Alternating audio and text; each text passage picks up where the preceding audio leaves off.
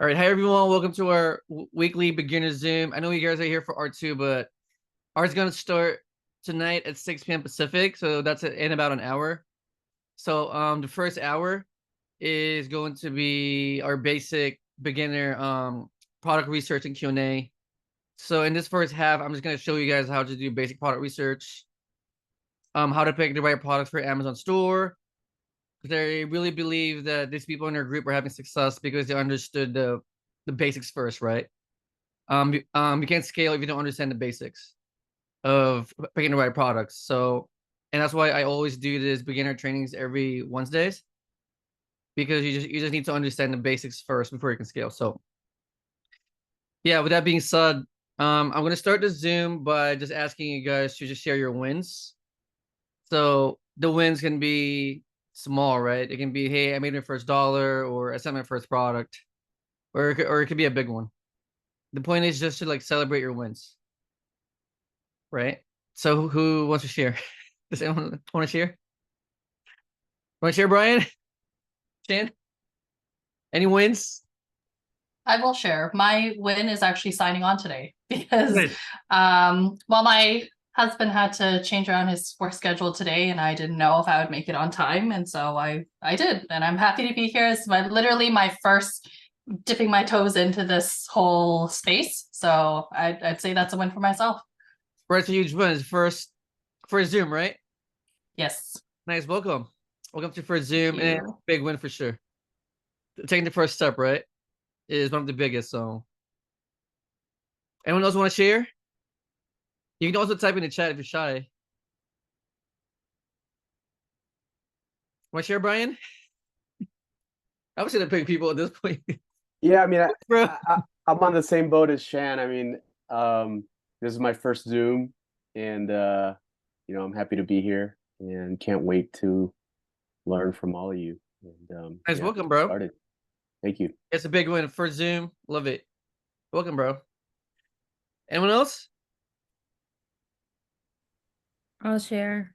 Anyone wants to brag? What's up, Brandy? I um Let's hear it, I, Brandy. I'm excited. I'm excited for your win. I made it to 75K for my year to date. Whoa! Holy wow, that was fast. I'm at I'm at 43,000 for the month. So Whoa! I've done I guess Wow! I've done double what I did last month. Wow! Wait, I just Louis, spoke didn't you to just shout it her was out the like other day? recent, huh? Didn't you just shout her out the other day for hitting 50K? I know. I was gonna say that. I just talked to her like Wow. less than 2 weeks ago, right? And you said like 50K, and now you're at Yeah, I think I was 75. at 50K like a week and a half ago. Damn! Everybody's just taking off, taking off. Wow! Congrats, Brandy. I Thank love you. that. 6 figures. Wow! You're right there. I think you're gonna hit your goal. Six I figures hope so. before the New Year's, right? Yeah, before the end of the year. Wow. Congratulations. A big win. Thank you. Art said you don't sleep, Brandy. Yeah, well, to do these numbers this quick, and then most of my stuff is FBM because I didn't know what to send into FBA for Christmas. Wow. So, yeah, Congratulations. Wow. thank you. Huge, huge win. Congrats, Brandy. Thank you. Thank you. Crushing it. Anyone else want to share your wins? All right, no one else wants to share. All right, so we're good. All right.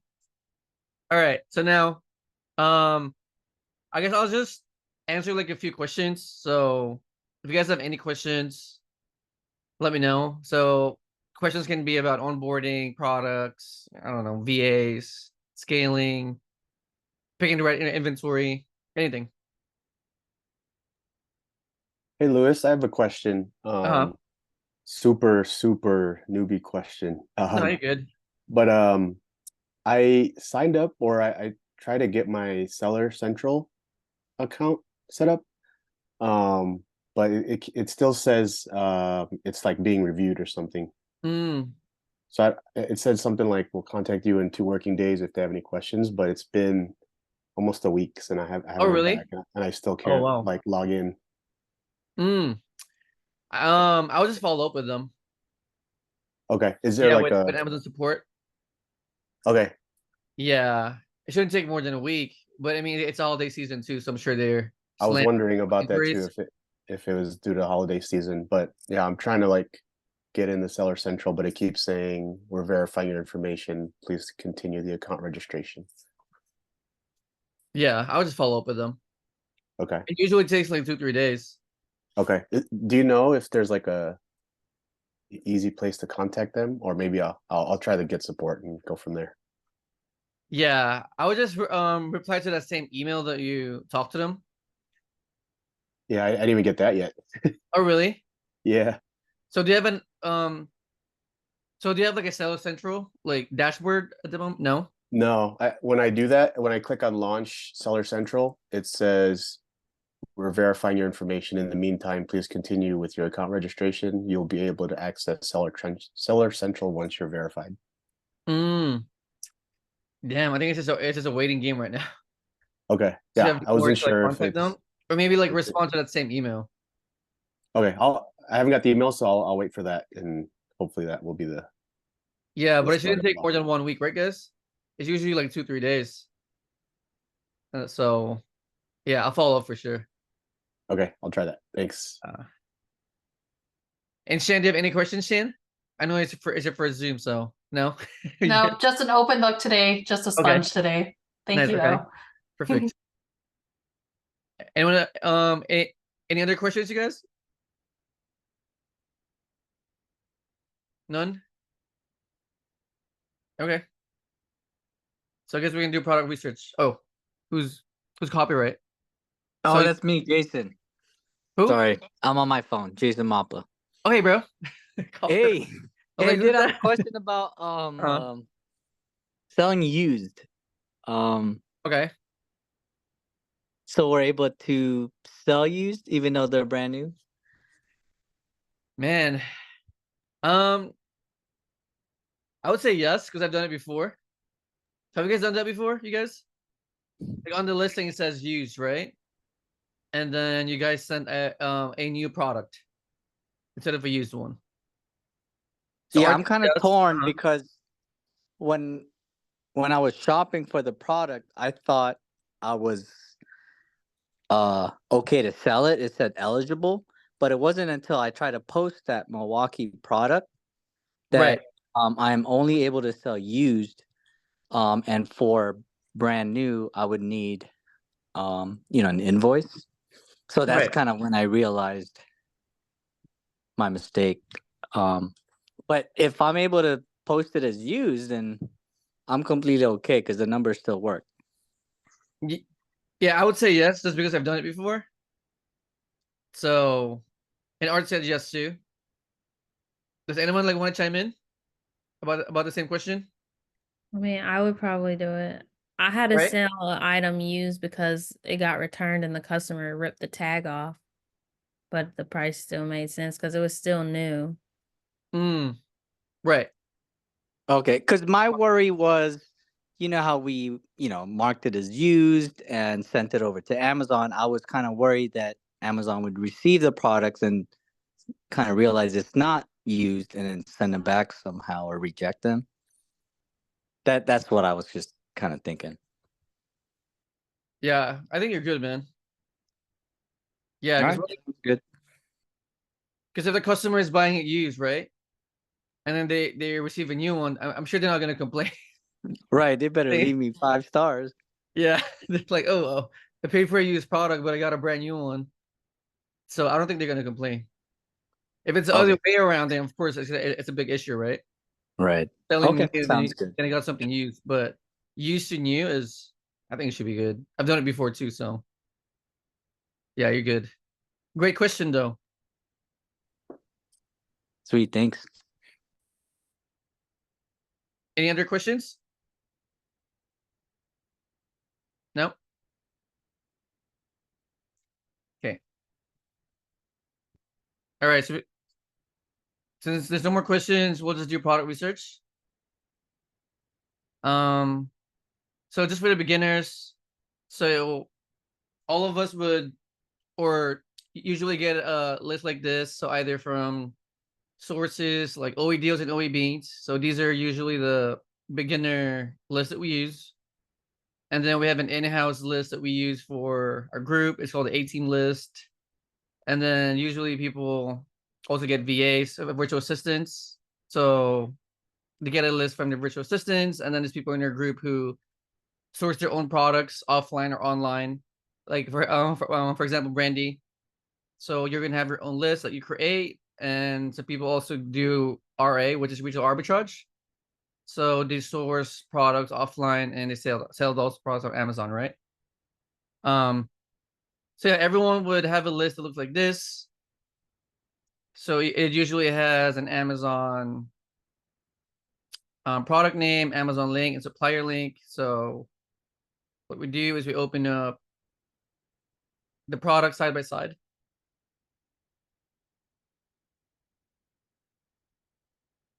And then the first step, especially for beginners, is you gotta set up your seller amp first. So seller amp is the main software that we use, right, for product research. So it shows up on your Amazon screen like this. And then from here, you go to your settings. It's not loading. Why is that? Oh, right there. And then from here, you put 265 under your prep fee because we're paying Amazon $1 for shipping per unit and about $1.65 per unit for our prep cost. And then we put 0% because we use an Oregon prep center. So we don't pay for sales tax. So 265 here and then 0 here under the percentage. And then save.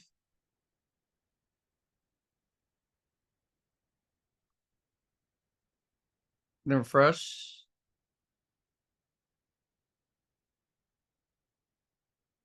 And then product research, I would say, is very similar to grocery shopping. So the first step is you would have to double check if the products match. So you look at the description, the photo, the size, the color, flavor, variation, just to make sure that the product you're buying, right, from your supplier is the exact same product as the product on your Amazon listing. So for example, this one is a Yankee candle. So the flavor is cinnamon, vanilla, or not flavor, but smell, or yeah, cinnamon vanilla. It's flavor, I guess. This is what you call it. The size is 22 ounces. Okay, 22 ounces. This one is 22. Oh, this style is not currently available for shipping. That's a problem. But we'll just run this product for practice. It says we can't ship it, but we'll just run the numbers for practice. So this one's a 22 ounce size. I'll be 22. Right there. So 22 ounce. Same, right? Cinnamon vanilla, 22 ounce. Okay. So products are the same. So I know, so this one we can't ship, but we're just gonna run the numbers for practice. So this one says buy 2 get 2 for free, which means if you buy 4, we'll be paying $62, right? Buy 2 get 2 free. Okay. Yeah, so 31 times 2, 62. And then you get 2 free. So now you divide 62 by 4. So now the cost of one product of this product is $15.50. $15.50. So this one gives you a 30% ROI. This one is just a variation.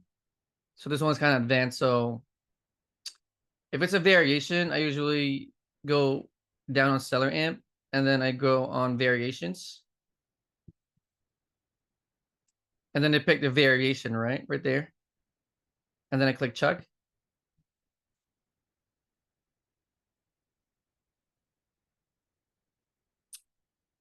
And then under the percentages, it's gonna give you the percentage of the sales, right? So it goes to this variation. So this variation is getting about 21% of the sales. So now I would take 20% of this number, which is 22 times 22.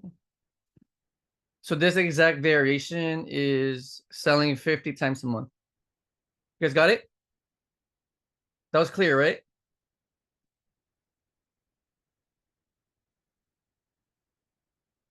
Okay, got it. Perfect. So this exact variation is selling at 50 times a month. It's giving it 30% ROI.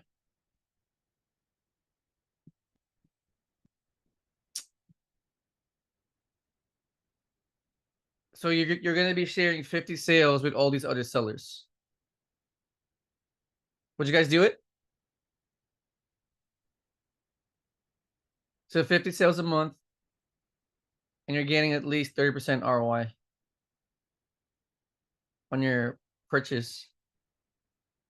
And then we can look at keep it also. So we keep usually look at the price fluctuation. So the pink line is staying at around like $35. So as far as the price, it's been selling stable at $35. And then if I get suspicious with anything, I usually zoom out and just look at how the price fluctuates. Let's see, so Art is a yes. I would do it. Brandy's a yes. Yeah, I agree. Yeah, this is a good buy. I agree. Because it's selling at 50 times a month. The competition is pretty, I want to say moderate. And then the price is pretty stable, right? Which means, I mean, it's not going to be the fastest selling product, but it's pretty stable, right? So this one we'll put yes. Good. Goodbye. And then just a side note too. So if you scroll down, right, this, some variations.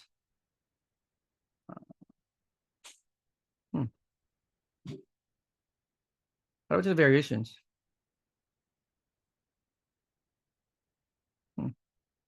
See this one? Hold on, I'm gonna refresh this thing.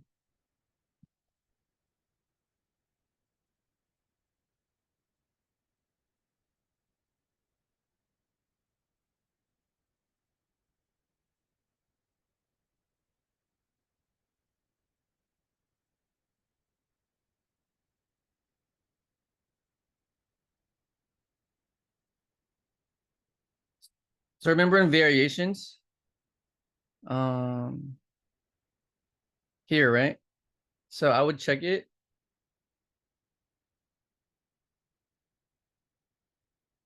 And then here it's saying, right, that this variation is getting 20% of the sale.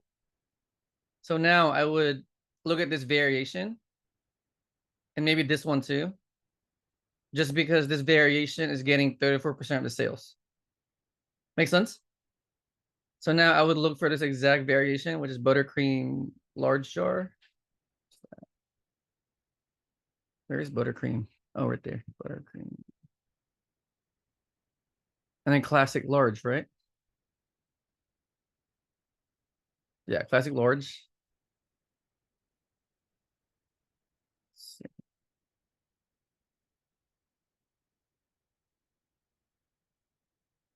Yeah, buttercream classic large.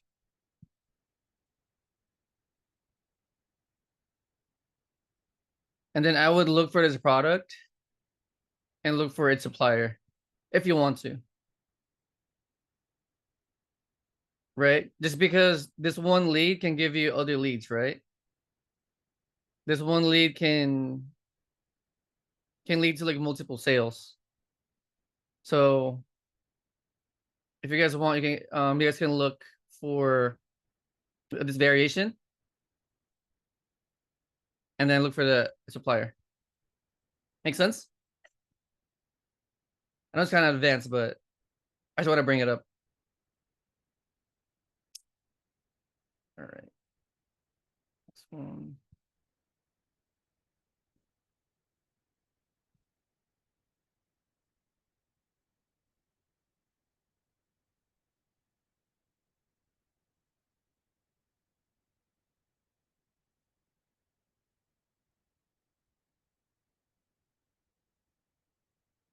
All right, next product. So Rakuten gives you a 5% cash back.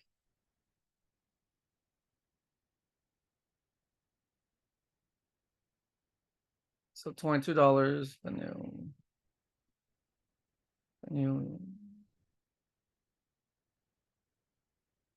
Okay, 50 ammo spray. Looks the same, right? So this one is a has, which means you really can sell this unless you can sell has or if you do FBM. But I'm gonna run the numbers just for practice. So this one is $22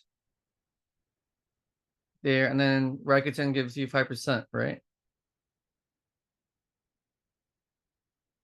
So you go to discounts and click 5%. So now this product is giving you 35% ROI, and it's selling 226 times a month. And from here, you look at your competition. All right, so this one is selling 226 times a month, and your ROI is gonna jump between, I don't know, like 17% all the way to like 40%. Did you guys do it? Oh, Keepa. And then if you want to look at Keepa, if you look at the price, it's pretty stable, right? Would you guys do it? Somebody chose a yes. Anyone else?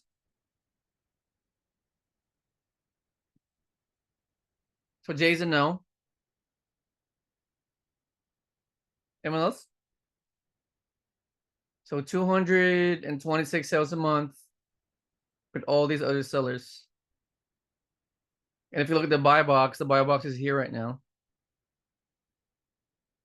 at $42, which is very interesting, right? Because $42 is not the cheapest, but this one's FBA, so this one I say it's a yes, just because there's enough sales, right? There's a lot of sales actually. Plus has is, I say has less competition because not a lot of people can do has. So as far as the competition count, it's not gonna like really fluctuate, I think. So this one is good.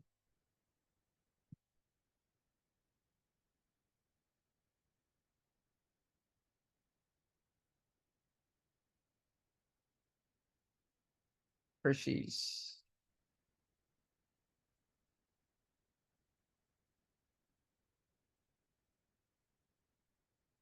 So Hershey's 0 sugar. So Rakuten is 3%. If you have a Capital One Walmart card, it gives you another 5% on its purchase if you have it. So Hershey sugar chocolates here. Sugar free.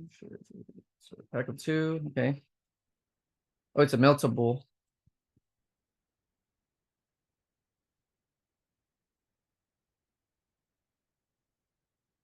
So 734, right? For a pack of 2. Is the same size, 17.5. Yeah, same size. So 17. Oh no, sorry, 734. Price. This one's a meltable. Man, I forgot the exact date when we can sell meltable. But just look it up. Meltable means we can only sell meltable products like during like a certain period of time. So if you see M, I always look up the exact dates. I think it's Christmas all the way until hold on. Meltable I think April. April products. Okay. Can't remember the exact dates. Okay, right there. So if it's a meltable product, you can only sell it between October 16 to the April 14, right there. Thanks, Shed. So meltable inventory is stored arriving at from the center. 15. Okay, yeah, right there. Just FYI. Which means we can sell this right now. So ROI for this one is 28%. Sales per month is 31. With this many sellers. Would you guys do it? So 31 sales a month. And ROI is between 17, so like 50%.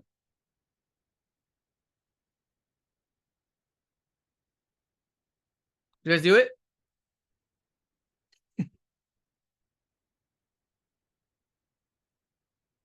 Yes, no, maybe.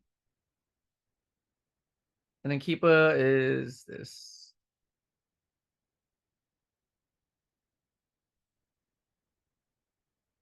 See the chat. So Jay say yes, buy 5.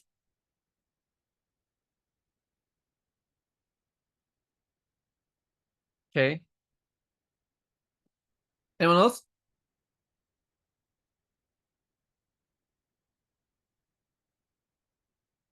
So John's asking, I had a question. All this you buy to sell, you hold in your place. No, John. So we usually buy it from our supplier, and then we ship it to our third party prep center in Oregon.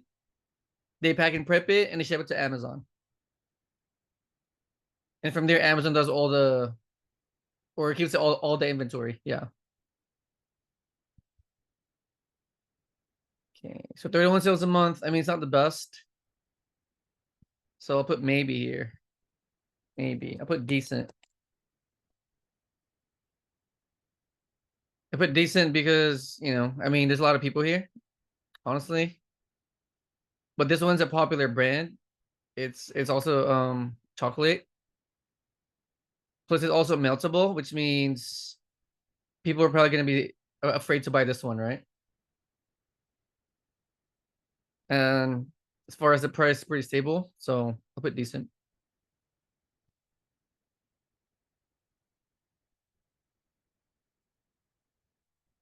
All right, product.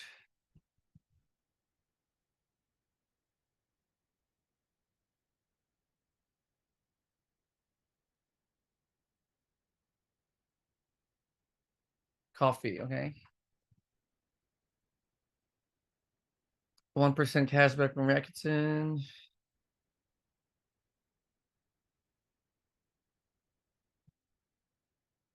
I think Target gives you a 5% too. I think if you have the Target card. So 4.39. Okay. So Maxwell House International. Mocha. Cafe style decaf. Decaf medium roast. Okay, decaf.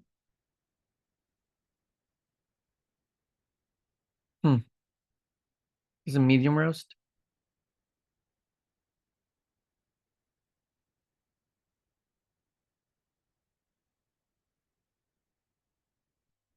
So Swiss Mocha Cafe.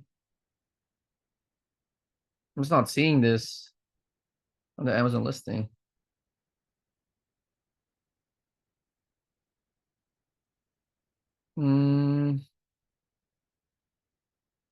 So decaf medium roast.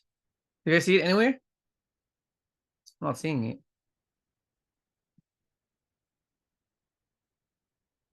says decaf though, right? Let's see, decaf. Medium. No.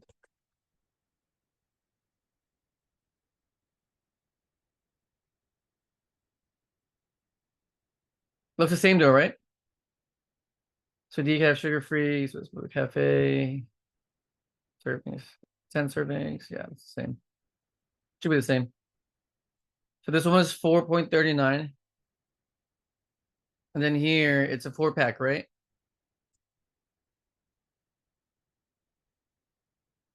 So 4.39 times 4 is 17.56.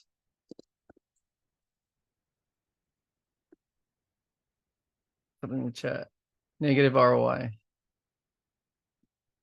Yeah, it is negative. Oh yeah, it's negative. I wasted time. Right there. Thanks, bro. Yeah, negative ROI. You guys see it, right? So it's a 4-pack. Unless I'm making a mistake. No, I'm not. So 4 times this number is 17.56. And the sale price on Amazon is about $27, which is negative. It gives you a negative ROI. And then I usually check the other sellers too. But even, I mean, obviously, right, it's a negative ROI, so. Negative ROI.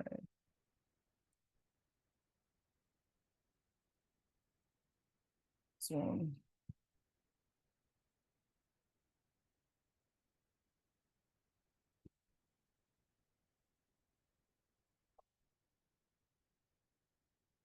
So 4% cash back on Rakuten.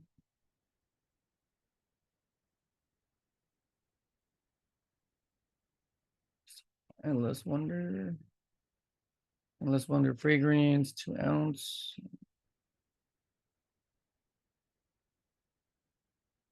Same.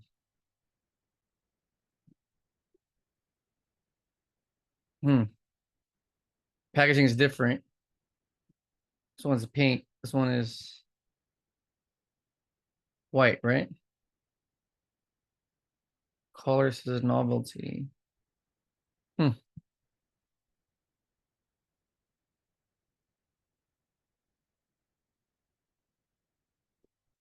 Novelty. Let's see. It's not saying novelty here.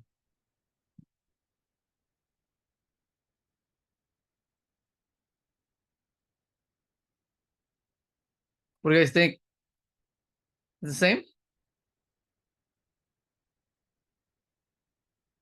I don't think so. So color is novelty. This one, there's no color.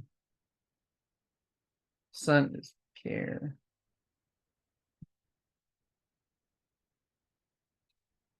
What do you guys think? Same or not? Probably not, right?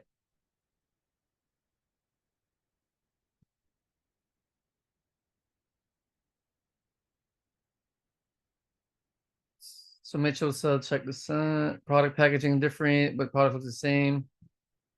Yeah, this one's really close. There's no scent here though. Hold on. So here it says pear, right? Let's see if I can see pear here. Oh, right there. I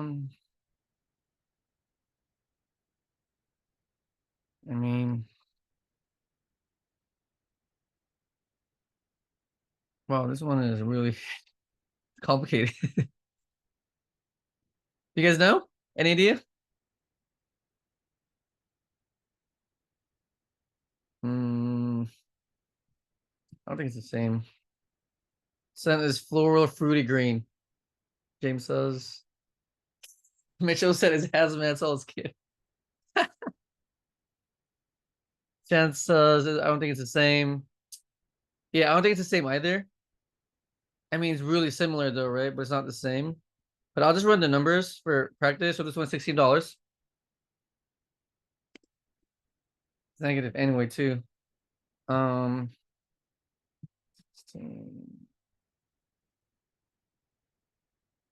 I mean, if they're the same, how many sales a month? 49 sales a month. This is a has, by the way.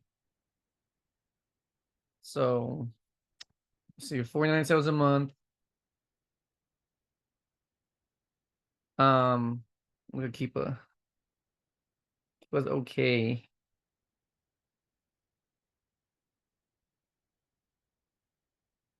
Eh. It's okay, but they're not the same anyway, so products are not the same.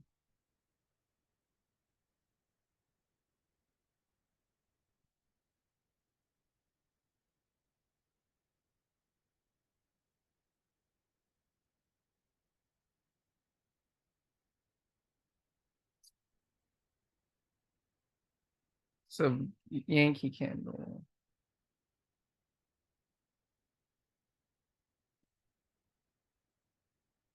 Vanilla cupcake.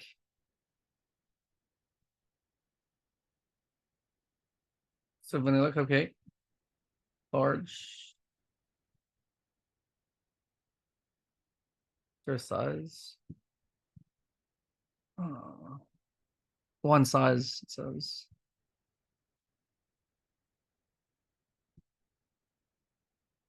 Hmm.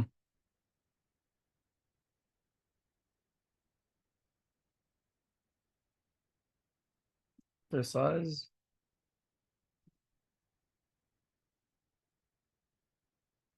So 7 by 3.85. Right here, right? So 7 by 3.85, I think. Same products. Right, or same size, I mean. Man. Okay. This is 22 ounce.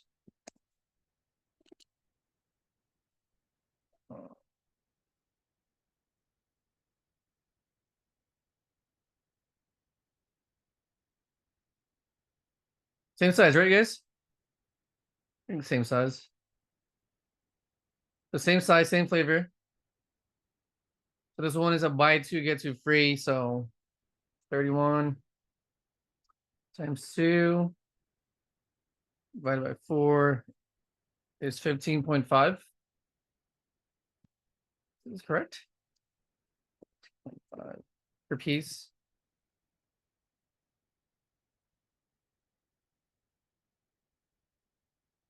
So buy two, get two free. Okay. Yeah, that's right.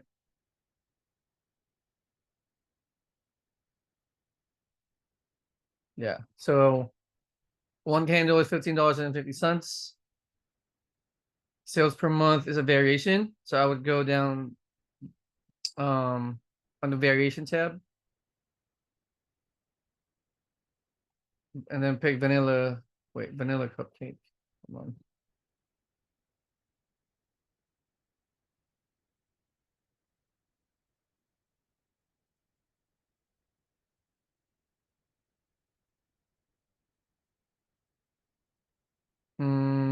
What's ivory? What is this? Hold on.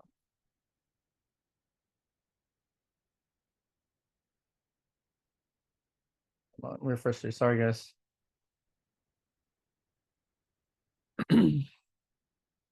Oh, ivory is the color. Okay. Ivory is the color. But then the flavor is vanilla cupcake. Okay, I guess. Is it the same? I'm getting confused.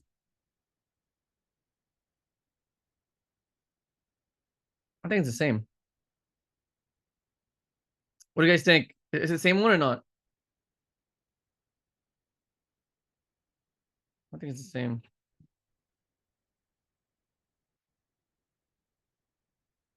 Yeah, I mean, the flavor is the same, but the color is different. Vanilla cupcake, vanilla cupcake. This one is like a bright yellow. And then here it says the color is ivory. Yeah, it's not the same. Yeah, it's not the same. Close, but not the same. Right?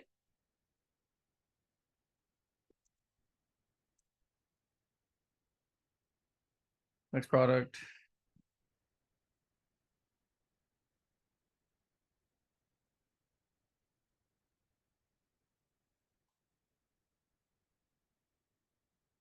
Okay, Maglite. ML150L or X. Rechargeable LED fast charging flashlight. Okay, same. Yeah, it's same one. It's different finishes. So this one's giving you 40% off, right? On your first order. Oh, there's different finishes though. Let's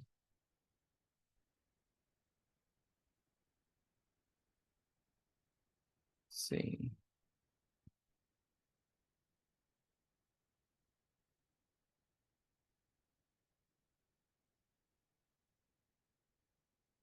ML150 LRX.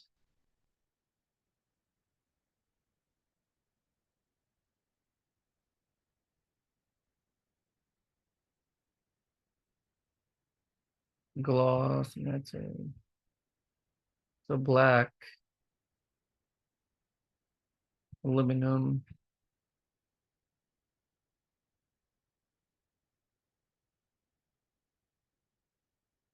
What do you guys think? This one has different finishes, so its color is black. So either this or this, right? Matte.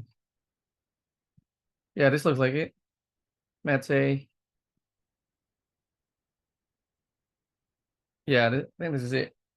So matte finish, black color, 135.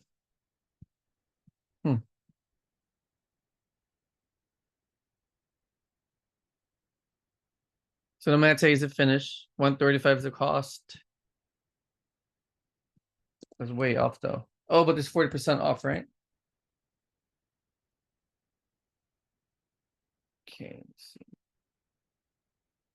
Okay, so $135, right? And then you're getting a 40% off on your order. So you go discounts and then pick, well, there's no 40 here, so I'll put 30. And then I'm gonna add 10%. So the ROI here would be 31%. Sales per month is 42. And then this is your competition. Would you guys do it? Let's see Keepa. I mean, this looks good, right? Pretty stable. So if you look here, your competition is trending down. And here your price is going up. So 40 sales a month. This is your competition. Buy box is here right now at this price. And then if you look at Keepa, your price is actually trending up. And your competition is trending down. So yeah, this one's good. Let's see. So Jay said yes. Shan is a yes. Yeah, I agree. It's good. Goodbye. All right. I'll probably do one more. That way we can listen to Art. You ready, Art, by the way? You ready, bro? Yeah, I'm ready. Okay. So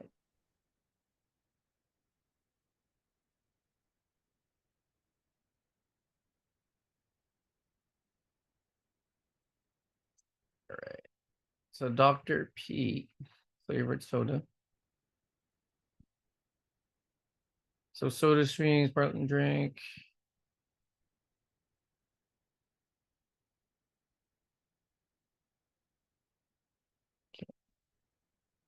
So 14.8 fluid ounces.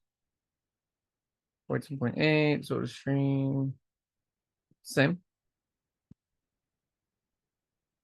says pack of one, but there's 3 in here in the photo. So okay, so pizza flavor. This one's a pack of 1. and then 14.8 fluid ounces. P 14.8 pack of one. Where's the price? Oh, right there. Sorry. So $5.99 is the price. So $5.99, right? This one's really confusing though, because here it says pack of one. And then on the photo, there's like three. There's three of them here, right? On the photo.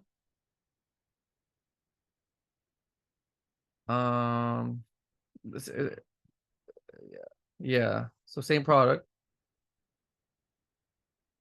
So it's a variation, right? So again, you go down your seller amp, you go to variations, and you check. You pick the flavor or variation, and check. Sweet chat. If it says IP on seller amp, do you stay away? No, I usually I use IP alert. So if I see IP here, I mean I take note of it, but I don't unless it's I take note of it, but I usually use IP alert for IP complaints. So let's see. So this variation or this flavor is getting 13% of the sales. So now we go to the sales here. So 547 times 0.13, right? So this variation is getting 70 sales a month. So 70 sales a month, it's giving you a 90% ROI.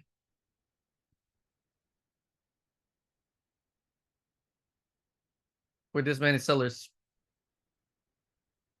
Would you guys do it?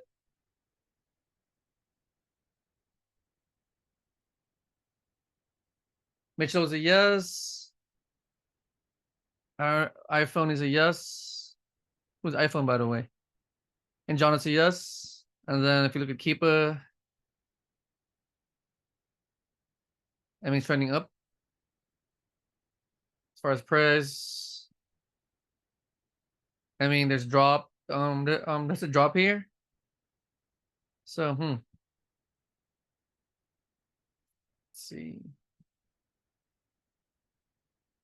Let's see. So there's a drop that looks like this one.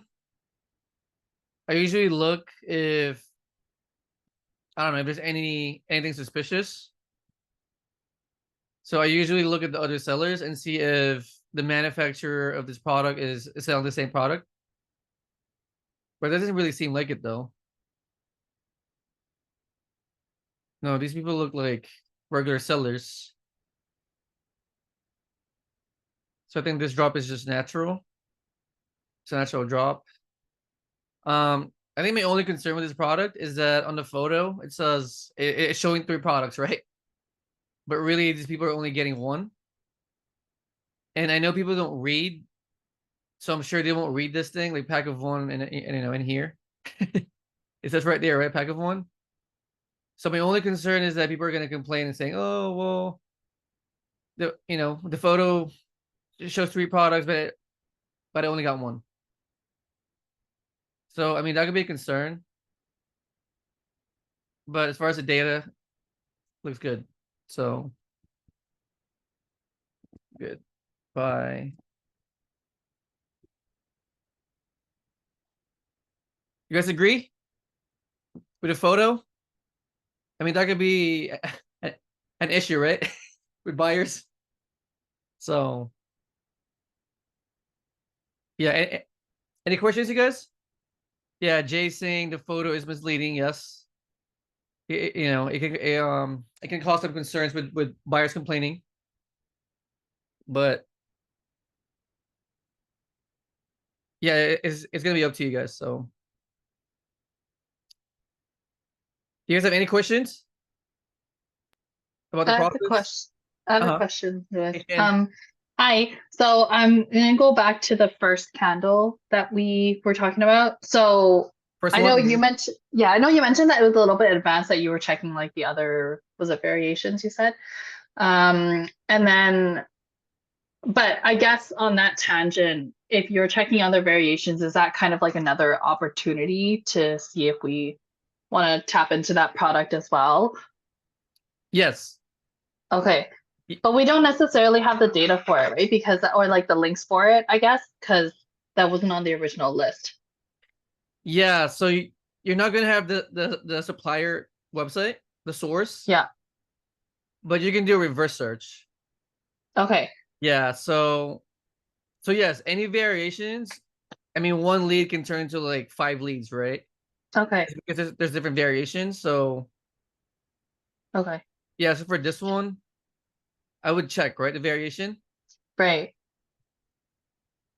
and then obviously the first flavor or variation has more sales, right? Yeah. Yeah. That's the Yeah. one I took a note about. Yeah. So now I would go and click on that variation, which is buttercream. I think? Buttercream. Yeah, Yeah. buttercream. And then what's the size? Classic large jar right there, right? Mm-hmm. And then from here, you would go to seller amp Mm-hmm. and then reverse search this product. So go to here on G, Google, Oh, okay. Yeah. and then here it's going to show you the possible sources of the product. Mm-hmm. So Okay. now you can open up this one. I think it's this one. I mean, this, yeah. Let's see. No, it's not this one. Yeah, basically just look for the exact same product Okay. and then run the Yeah. numbers again, right? So for example, it's this product. I'm just saying, just for example purposes, right? Yeah. Example, wait, could it be here? Hold on. No, it's not here. But let's just say this is a product and that's the price, right? Okay. Yeah. So now you plug in the numbers again, and then you see if it makes sense. Okay. If it does, Okay. it's a good buy. Yeah. Okay. And then another piggyback off of that one too. So I remember from the original source link, it said that it doesn't ship. So then we can't get it to the prep center or anything like that. So this is kind of a Mm. bust then we wouldn't proceed. Yeah, if it says you can't ship it, well, you can't really buy it at all. Right. Yeah, unless Okay. you go to a store, like a Mm. physical store like Walmart, Yeah, or Yankee Candle or Macy's or whatever. Okay. Yeah. Okay. No problem. Thanks, Lewis. Hey, of course. Hold on. Go ahead, John. I think John has a question. Yeah, can you hear me? Hey, what's up, Louis? What's up, bro? Hey, Welcome, yeah, man. I wanted to say first, hey, thanks for hitting me up and let me come in here into this call. Cause I be seeing all them wins, man, on the mentorship, man. I be seeing all the wins getting these crazy numbers, and I'm like, yo, when is Wiz gonna do a call, man? So I'm glad All to be here, here, bro. The man. Zoom. Yeah, man. I All here. know Ronald is here. Art. I mean, everyone's here, bro. Brandy. So it's nice to meet it's nice to meet everybody. So I had a couple questions. Like I'm brand new to the e-commerce space, right? I'm brand new to it, and I had a question about how do I get an Amazon seller amp? How do I get that? oh, you mean your Amazon Seller Central or Yeah, is that like a reselling permit? no, it's just an account. It's just an account. Yeah. So do I gotta like I go in as a sole prop or LLC? Ideally LLC. Okay. So as an individual too. To start All with. right. Okay. And I wanted to follow up with that question that I told you about when I buy the when I buy the product, right? Whatever I like or whatever on my store. You saying all these items are gonna go to a place in Oregon, Yeah, it's a prep center. the prep center, and how am I able to do that? Like I get with you and what do a one-on-one call or what? How we? Oh yeah, let me know. Yeah. Send me a message on school and then I'll give you more information about it. Okay, But all it's a prep right, center and they unpack and prep products for us. And that way we don't have to, right? And then they ship okay, it to Amazon. all right, okay. And that's like all right. I see it now. I understand. All right, Yeah, yeah, they it's buy my it from first Walmart, time, for example. We ship it to Oregon. They pack and prep it. They ship it to Amazon. All I mean, right, over okay. and Cause I over, see all these over and over wins. again. Huh? I be seeing all these wins, man, and I be like, whoa, yo, what? I'm missing out on this. All right, I see that. Yeah, they're I'm all just here, bro. speculating today, Chad, man. Mitchell, Will, Yeah, I'm just Juan. speculating So, today. So yeah, I'm definitely gonna keep in touch with that, man. of course, bro. All right. Hey, Thanks for joining. man. Mhm. Yeah, don't leave, by the way, because Art's still gonna talk. So All right, yeah, no problem, Yeah. man. I'm here, man. he's about to speak All soon. So right, I'll raise my hand if I got another question. okay. And then Jay asked a question. He said, "Could you break down the typical expenses again in the profit calculator?" Okay. So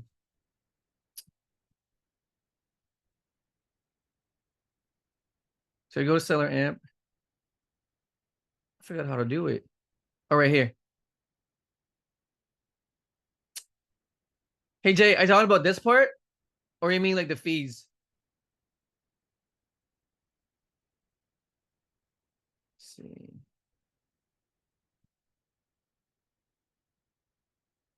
Jay, I talking about the fees, or I talking about this part right here? Let's see. Oh, the fees. Okay. So it's really all here, right? Why is it bad? Hold on. So let's do like a more better number. So let's say $13, right? Is your cost. And the selling price on Amazon is about 30 bucks. Here is it.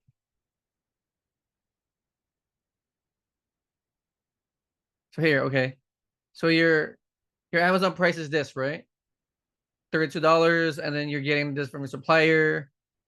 So you're getting $4 profit, right? On your spend, which gives you a 34% ROI. Makes sense? And then the fees, I mean, Amazon takes their fees, right? Referral fee, fulfillment fees, right here.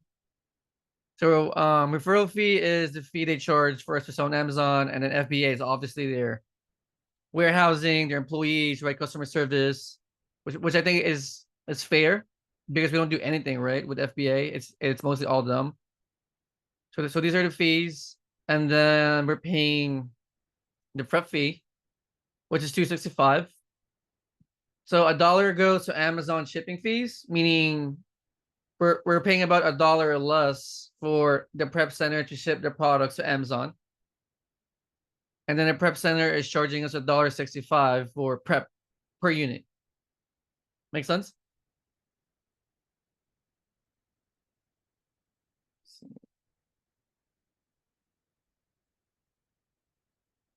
Yeah, so yeah. So I that's a breakdown. So my favorite like metric here though is I really look at the ROI. And then I usually track my monthly spend, right? So for example, in a 30-day cycle, your store is doing 30% ROI, right? Which means for every 10,000 that you spend on inventory, you're getting like $13,000 back, and $3 is profit. Make sense? So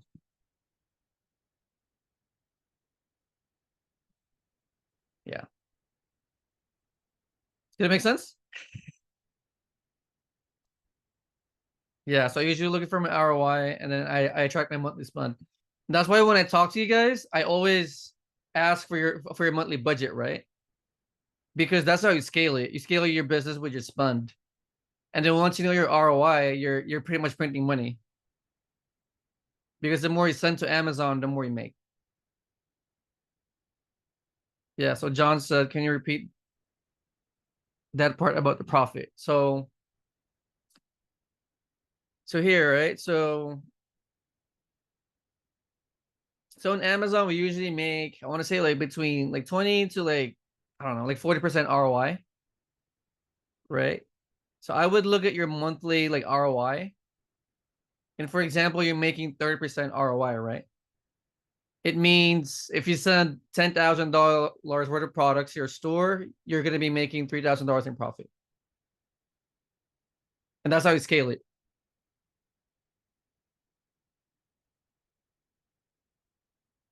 Make sense, John? Does it make sense? Okay. Here we go. All right. You ready, Art? Here. So Sam, what's the minimum ROI we want to see in profit? Oh man, minimum ROI. I mean, some people do 10%, some people do 20%. It's really up to the person. So minimum 10%, I would say. Yeah, but average, I want to say 20, 30%. So, all right. You ready, Art? Yeah, let's do it, man. All right, ready? All right, hold on, pull up my notes. Okay. You guys ready for Art? Here, anyone share the screen too, right, bro? Yes, please. All right. All right. Hey, everyone. Welcome to the second part of our Zoom. So tonight we're going to have our very own Art Smith. So Art is a family man. He's located in LA, California.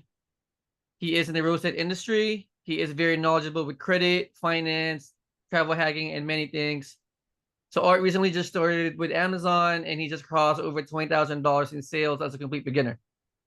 So I'm super happy for Art to be here tonight, so he can share his secrets with us, right, Art? Yes, sir. All right. Yeah, with that being said, bro, do you mind just introducing yourself, how you got started with Amazon, and just about your personal life? Oh, personally, Not that personal, but first of all, thank you, Lewis. 20K, 1K would have been possible without you. I personally didn't know about Amazon until I actually listened to your interview that you did with Rad, and like it still didn't even make any sense to me. But after reaching out to you and you answering my questions, you put me at ease, and I am completely doing something different than when I initially started. So, kudos to you, Lewis. Thank you, everyone in the group as well too. You guys are super helpful. So, anything that I could share, please just ask, because I don't care. yeah, thanks, bro. Thanks for being here, man. Thanks for taking action too, bro. Yeah, of It's not course. gonna happen if you don't take action, right? So, Yeah, most definitely, most definitely. But I guess I'll share a little bit more personally. I've been working in real estate and mortgage for the past, I would say, about 5 years. Started as an investor, and then rolled into the agent kind of job title, and then I went into mortgage, and mortgage is where I currently sit now. So I work part-time for a mortgage company. I do loan processing and loan origination with them as far as mortgages. So that's just kind of been my wheelhouse for the past couple of years. But I took a part-time position when my son was born last year, so I've been doing part-time there. And I've just been a family man, sitting at home, kind of twiddling my fingers and trying to figure out what could I do aside from take care of my son and hang out with the family. So now I've a lot of been. work though, bro. Take care of your son. Oh yeah, for sure, I have a toddler too, so Yeah. How old's your toddler? 2. 2? Okay. Ooh, yeah, we're literally right there. It's like 24/7, right? We're like chasing Yeah. our But kids, bro. you have a baby girl, right?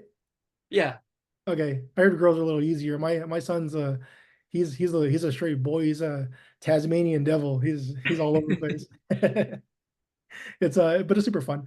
But yeah, I've been doing Amazon part-time, and it's actually been taking up I guess maybe a lot of my free time.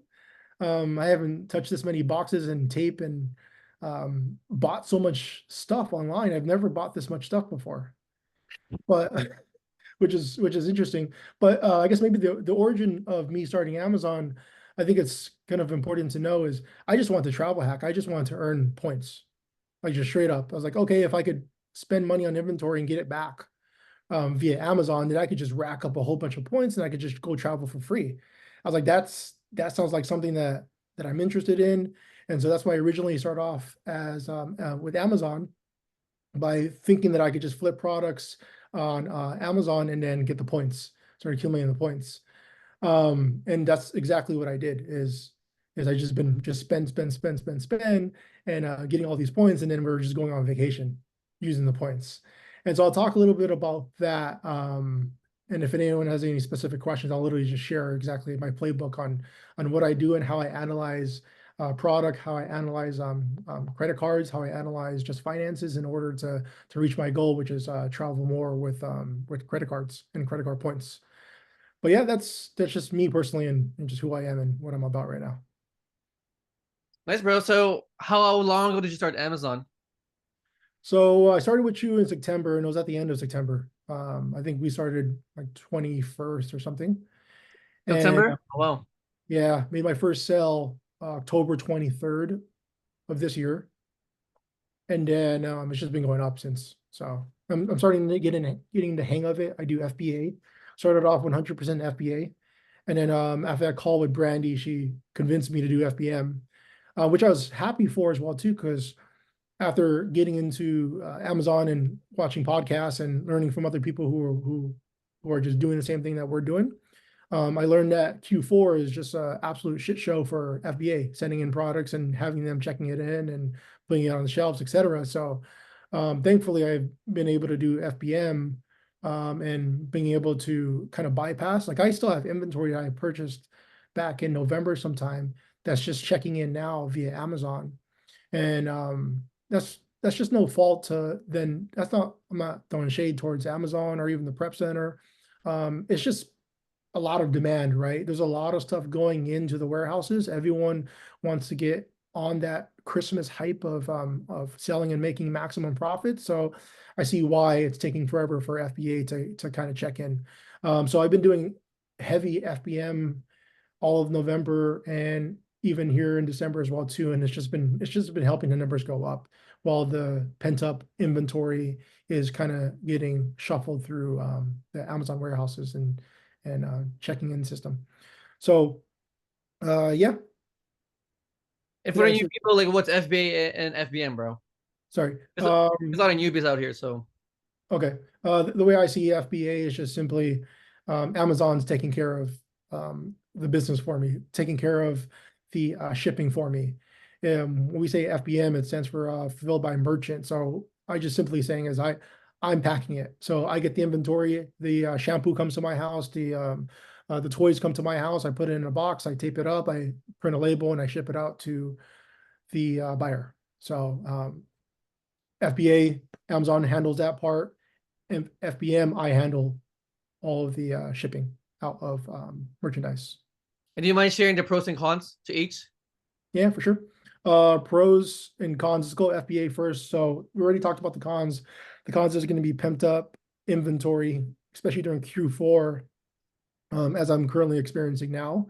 So it's taking forever to turn a profit because the inventory is stuck. It's being bottlenecked by other sellers trying to get their stuff into the Amazon warehouse. So that's definitely a con of FBA.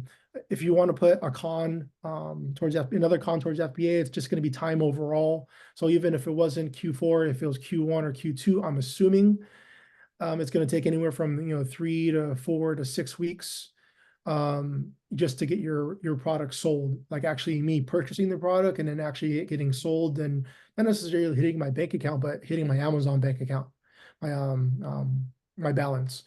So that FBA takes about, I would say 3 to 6 weeks. That's what I'm noticing because I still even have inventory that I bought in October that's still at FBA, and that's not just because it's been on the shelves, but also say prep center, etc. So that's another con of FBA. Some of the pros is just like hands off.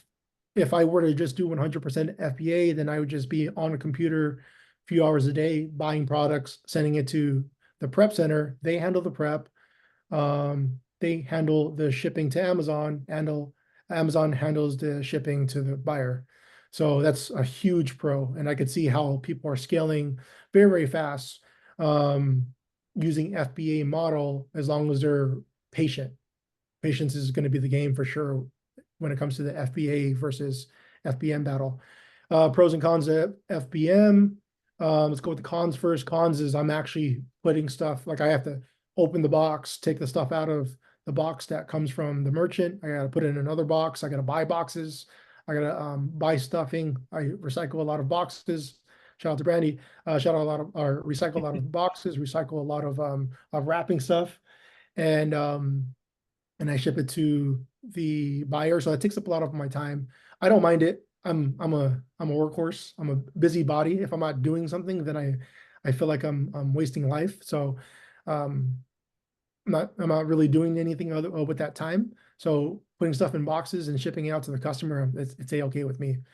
As of right now, but I could see if I had 50 units coming every single day, and or if I had 50 orders to fulfill every single day, I'd probably, lose my hair. Obviously I don't have any hair, but like you get a little stressed, right? Because you have to fulfill all of that. And depending on when, like what your shipping settings are, I was thinking of changing mine to 0-day handling so that I could get them out faster and then also win the buy box more. So if if your handling time is 0 days, then that becomes very stressful if you're having to ship out 20, 30, 40, 50 plus items every single day. So that's definitely a con of FBM, but one of the pros is just going to be quicker money. So I could order something from Target, it could get here in the next day or 2 days, so I got to go pick it up same day, and then I could list it on Amazon and I can have it sold by the end of the day if I price it right and if it's a moving item. So it's a huge pro for selling it myself, as opposed to sending it to a prep center and then sending it to Amazon and then Amazon having to fulfill on the buyer's purchase. So so those are some of the pros and cons that I'm just currently experiencing right now. But I'm only into this business month 3, going on month 3. So there's still a lot I need to learn. Nice, bro. And would you say it just depends on the person's lifestyle, right? For Just say sure. which ones to do. For sure. Yeah.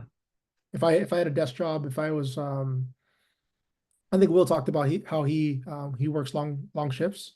So if I had William? a shift like that, yeah, William. If I had a shift like that, then FBM wouldn't have be able to be possible. Like, how am I supposed to get any inventory, out to the post office or UPS if I'm working odd hours and it's being a bottleneck in the FBM side of the business. Right. And then Mitchell asked a question, do you get more FBM sales or FBA?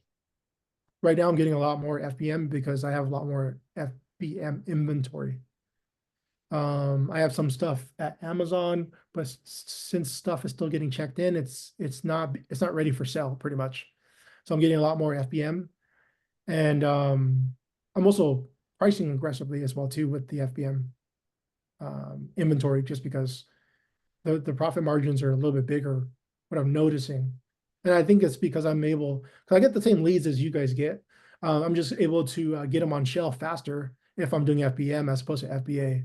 So if we get the same leads list and we buy it on the same day and ship it to the same prep center, theoretically, we're going to have, like, our inventory is going to be ready at the same time if we do FBA. But if I do FBM, I could get it out 2 weeks before it could even get to Amazon.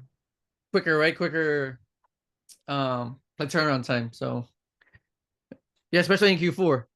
Mm-hmm. Yeah, that's the biggest problem in Q4. That's why I tell people, if you guys are going to sell in Q4, you gotta like load up in August, right? Something like October, Yeah, because it Yeah. takes time to like build up your inventory. So, and Ronald has a question. So the only difference comes down to who ships to buyer, right?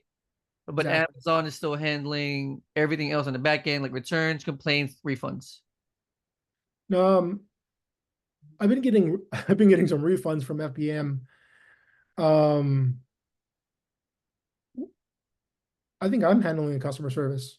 So I had a return and I had to actually refund them. I had to click a button that says refund to buyer.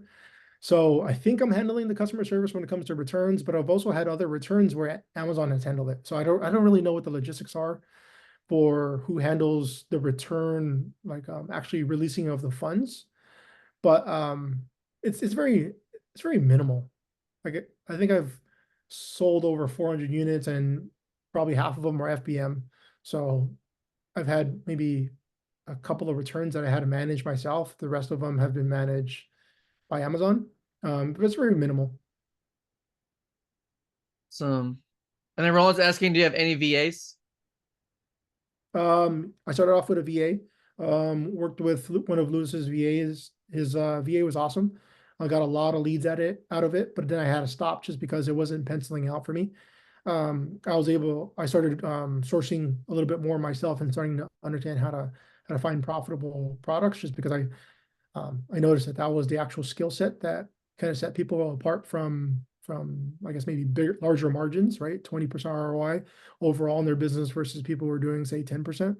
So I started brushing up on the skill. So I no longer work with a VA, but I do subscribe to multiple leads lists so that I could just have a overwhelming influx of leads and just never be dry on leads. Because that's what the bottleneck was for me when I first started, was I didn't have a lot of leads, and I also didn't even know what a good lead looked like. So now I just have an oversupply of leads where I can log on any single day, do product research for 2 hours plus, and not run out of leads. Nice. And then Brandon's asking, I want to know what cards you're using to do travel hacking. Yeah, yeah. Can I share my screen? Oh yeah, go ahead. Okay. Should be good. I just wrote this stuff down just so I don't get lost in the sauce. And also I'm a visual person.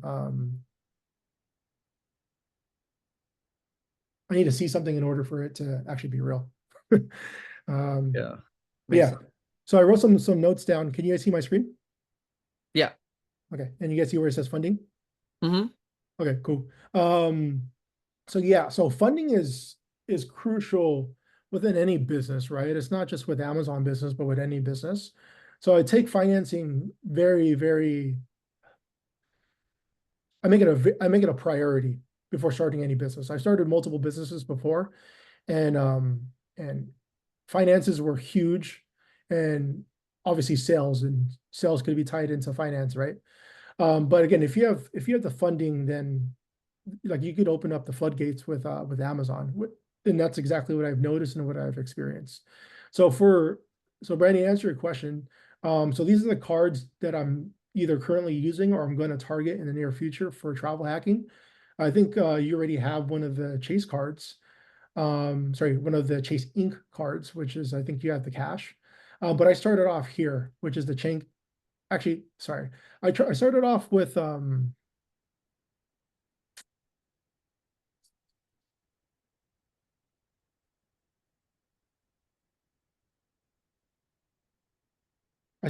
this card right here. And the reason why I started off this card is because I wanted to target Hyatt. And if you guys have never stayed at a Hyatt before, really check out Hyatt, see what they have to offer, just because their hotels are amazing, absolutely amazing. I would never personally pay $500, $1,000, $2,000 for a hotel. It just that's not how I grew up, right? Maybe if I'm rolling around in cash, then I would probably spend that much money on a hotel. But now that I understand points, I would never spend $1,000 on a hotel. It'd just be absolutely ridiculous. It's just $1,000 for me to sleep. Like, it just doesn't make any sense. I'm not going to be in the hotel. I'm going to be out playing with my kids. Like, it just doesn't make any sense. But with Chase, I could stay at all of these nice high-end hotels and live a luxurious life. Feel like I'm balling. Treat my wife to a much needed vacation. Show my kids the finer things in life. And I'm straight up. I'm not breaking the piggy bank. Like some of these hotels, I'm not even paying any. Like, I stayed really quick. I just want to share this with you. I stayed this past weekend. So I'm in LA, and I just wanted to do a quick getaway with my daughter, my son, as well as my wife. And I stayed here. It shows 270. It's not true. Like, if I just pick any one of these days, let's go here, right? I pick this day right here.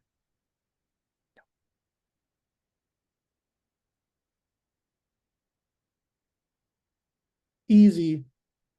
I'm spending probably like $500 a night. Come on. My internet decides to be slow when I'm on Zoom. But let's just check out these photos real quick. So this is an adult pool. So my son was running around this grass and just like being a kid and just doing like kid stuff, right? And it just like it warmed my heart that I could take him here and he could experience this. We were in the pool. They have water slides. They have really nice rooms. but it just kind of, let me bring it home, right? So $653 a night for a one king, one bedroom.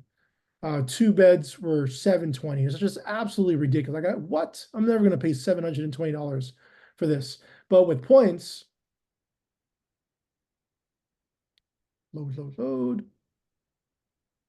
With points, I'll just tell you guys. With points, I was able to spend 25,000 points. 25,000 points. This is a weekend, so it's probably not showing these dates. But anyways, I paid 25,000 points, no cash out of pocket. And I was able to stay at this hotel for absolutely free. And it was 4 of us. It wasn't just me. It wasn't just myself and my wife. It was 4 of us.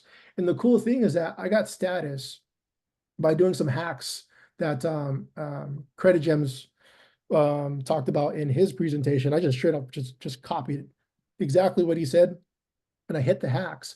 And so I was able to get Globalist. And with Globalist, this thing is ridiculous. So with Globalist, you have free water, free upgrades to a suite if it's available, elite check-in. Here's what I love about Globalist. So I get free upgrades if it's available. I get late checkout till 4 p.m. So we stood at this hotel and we were in the pool till 2 o'clock. I exited out, but we're in the pool till like 2 o'clock. Went up back to the room. My son knocked out for 2 hours, woke him up at 4 o'clock and we bounced. Like hotels, typically you have to check out at 10 a.m., at 11 a.m. and it's just not really nothing, especially if you have a long night and you wake up, right? You wake up and you got to check out. But here, by even having this right here, Discover, you get to check out at 2 p.m., which is absolutely awesome. But here's the other kicker as well too. So you get free breakfast. And free breakfast, not just for yourself, but you get free breakfast for 2 adults and 2 kids. So we had breakfast at their restaurant, which is a very expensive restaurant. I think it was called Pongo Lagos. But they make fresh omelets for you. They have fresh fruit. They just have the whole 9 yards. And we just got to eat for free. Absolutely for free, 100% for free, not a dime out of pocket. And so they give you this card when you check in and they tell you how much the actual the value of the restaurant is if you were to pay cash. And it's $120 per head. So just in itself, we'll just say 120 times 4, right? Because there's 4 of us. That's $480 just on food that I was supposed to spend, but I spent absolutely nothing. Spent nothing on the hotel, spent nothing on the food, spent nothing on the valet parking, which was mandatory.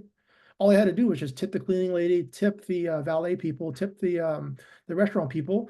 Oh, and I had to buy an espresso because they didn't have espresso at the eatery. So my bill that I got when I checked out was $5 because that's what the espresso was. And so that's kind of how I viewed this Amazon business, is travel hacking and using these credit cards in order just to pump out these points. And so with the Chase Unlimited series, they have sign-up bonuses that are currently advertised on their website for 90,000 points. If you call in, you don't and this is what Rad talks about, business relationship manager. You don't have to go to the store. You just have to call in and say, hey, I want to talk to a business relationship manager. And as long as you have your documents in order when it comes to your business, or even if you want to go the soap opera route, you could do that as well too. They're going to give you an extra 30,000 points as long as you spend 6,000 in 3 months. 120,000 points. So if this is not hitting home for you, I'm going to just show you what we did at the end of November. So I booked a hotel here, and this place is 20 points a night. And this is in Hawaii on Oahu in Waikiki. And so this place is right across the street from the beach. And it's a beautiful hotel, has everything that you could absolutely need. And so I got upgraded to a suite. And the suite had 2 rooms, had a Murphy bed in one room, and it had a full king size bed in the other room. So we stuck the kids in one room, and the wifey and I had the other room, 2 separate balconies, 2 separate restrooms. We had club lounge access as well too. So we were literally eating for free the whole day, theoretically, right? So like breakfast was already included, and they put out snacks for lunch, and then they give you like a dinner kind of like spread. And it's not like a light spread. They give you like pasta, they give you some type of like other carbs and other meats as well too.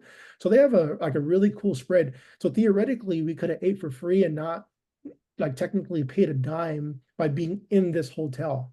And I think the bill leaving here, no, the bill leaving here was $0. And so we were here for 5 nights, because as you can see here, a regular standard room is 20,000 points. So to kind of bring it back home, if you literally just get this card right here, called in, and you hit your sign-up bonus of 120,000 points, spend 6K in 3 months, you could stay here. You could go to Hawaii, take your family, take yourself, whoever, stay across the street from Waikiki Beach for free. And if you have a little status, then you might be able to get valet for free. And so, yeah, that's how I saw the power of Amazon and using these credit cards. So I ran this one up, just hit this bonus. I hit this bonus as well too, doing the Amazon business. So it's earn 60,000 points. I get 30,000 if I spend 5 grand. And if I hit 15 grand, then I get another 30,000. So I got 60,000 out of here, but they also give you like points for the spend. So if I spend 15 grand and I got an extra, essentially 15,000 points theoretically. And so what's cool about this card, I absolutely love this card because I love this hotel chain. So this card right here, they give you 1 free night every single year, category 1 to 4. And every single time that you spend 5 grand, they give you an extra 2 qualifying nights. So they give you 5 qualifying nights in order, or just by having the card, and they give you another 2,000 qualifying nights every single time that you spend 5 grand. So I guess let me help you understand this, just because those are just numbers. If we go over here to the loyalty program, right? Tiers. So you could create a free account right now. You don't need to have a credit card in order to be a member at Hyatt. So you can join for free right here. And then so when you hit 10 nights, you'll become a discoverist. And so if you have this card right here, if you have this card right here, you get 5 nights for signing up. And let's just say if you spent 15 grand in your Amazon business, I was able to accumulate 6? So I was able to accumulate 11 nights and not stay at any Hyatt by just putting spend on this card. And so theoretically, I would be discoverist. So you can literally spend your way to status. Is that card a personal card or a business card? This is a personal card. Okay. This is a personal card. This is their business card. This is what I'm going to target in I would say about 5 months. Because it's kind of the same thing. Earn 60,000 points, 5,000 in spend, and for the first 3 months. But what's cool about, so the annual fee is high, but I don't really care because the value that I'm getting from it is amazing. But here's what's cool about the business World of Hyatt card is you get statement credit, but right here, earn 5 qualifying nights every single time that you spend 10 grand. In a calendar year. Wow. What? Yep. So if you're not, say, a Hyatt member or a globalist, which I encourage everyone to just go after, 60 nights will get you globalists. And so theoretically, you would have to spend, what's the math on that, guys? 5 nights times 10. You have to spend 12. Well, 12 times 5 is 60. 12 times 5 is 60. I think it's been 120,000 to get 60 qualifying nights. Which we do anyway. That's very easy to do with Amazon. Yeah. So you could go the long route and you could just do that and not stay at any Hyatts, and not stay at any Hyatts whatsoever. Or you could just kind of stay at Hyatts, because when you use points to book rooms, they will give you a qualifying night. If I book 5 nights, then they'll give me 5 nights, even if I paid with points. And so that's what's cool about Hyatt. Free food, like I said, free parking. You get to just go to these amazing hotels that are, to be honest, that are absolutely expensive. Like I stayed, I stayed right here. Maui? Is that Maui? I was in Walea when I first started the travel hacking. I was right here. There's a condo right here. Is it right here? No, it's right here. So I stayed here for 8 days. And I wish I had the high card because I could have got more points. But I stayed here for 8 days just to try and hit my, because the promotion I had was 20 nights and 90 days to hit Globalist. So I just stayed there for 8 days, plus a couple of cheap Vegas trips. And I was able to get Globalist. But again, if you just want to just do it organically, take this card right here, go run it up, and then hit your nights for Discoverers, for Explorers, for Globalists. And that's pretty much where it stops. Yeah, Do your nights expire? Never. They do reset at the end of every single year. Mm. So Okay. this has to be within 1 calendar year. So if you go get this card, I would maybe want to hold off on spend until the beginning of next year or towards the end of this year, so that whatever bonuses that you hit or qualifying nights that you get. So say if you signed up for this today, right? I'm thinking they're going to give you 5 qualifying nights towards status each year. So they might give you 5 qualifying nights for 2023. But you could also argue that as well too, right? You could call them up and say, hey, listen, it's 2 weeks until the end of the year. Can I use these qualifying nights for next year? They're very lenient, very good customer service. I had one bad experience, but like who cares, right? Really, really good customer service. Absolutely love them. When you actually stay at these hotels, I had bad customer service on the phone, but when you actually stay at the hotels, they treat you like royalty, because the people who stay at these Hyatts, I'll just put it this way, they're a different caliber, because these people are typically paying the going rate, and the going rate, let me see if I can take off points. The going rate is pretty expensive when it comes to these Hyatt hotels. And go over here to Yeah, so you have to qualify. You have to qualify status every year, right? qualify status every single year. Once you hit globalist in that year, you'll have globalist for that, the remainder of that year, and then all of the following year. So I hit globalist this year, so I have globalist till February of 2025. So I have globalist all of next year, and so I'm going to obviously try and hit globalist next year. So if I do hit globalist next year, then I'll be globalist till February of 2026. Do you know if any of the Hyatt statuses match to any airlines or no? American Airlines, yes. Cool, thank you. Yeah. So going back to funding. So this is the card I got. I'm gonna hit this bonus. I'm gonna hold off on this for next year, because what really helped me scale the Amazon business is the 0% interest for 12 months. That's asinine, right? Like, I don't have to pay any interest whatsoever on whatever I spend. And that's huge, because I know for sure, come time for the end of your statement date for your credit card, for your personal credit card, that interest is at the back of your mind. And credit card interest is absolutely ridiculous. Chase is offering a minimum of what, 21%, 21.49%. My cards right now, and I have really good credit, my cards right now are sitting at 25, 26, 27%. I think the lowest I have with Chase is about 24%. So this is just advertising. You're probably going to be up here towards the 25% plus. And so if you're carrying a balance off of 25%, even 20%, we'll call it 20%, right? If you're carrying a balance on 20%, that's going to eat you up alive. Spend 20 grand, 20%. 4,000. That's about 350 a month in interest alone.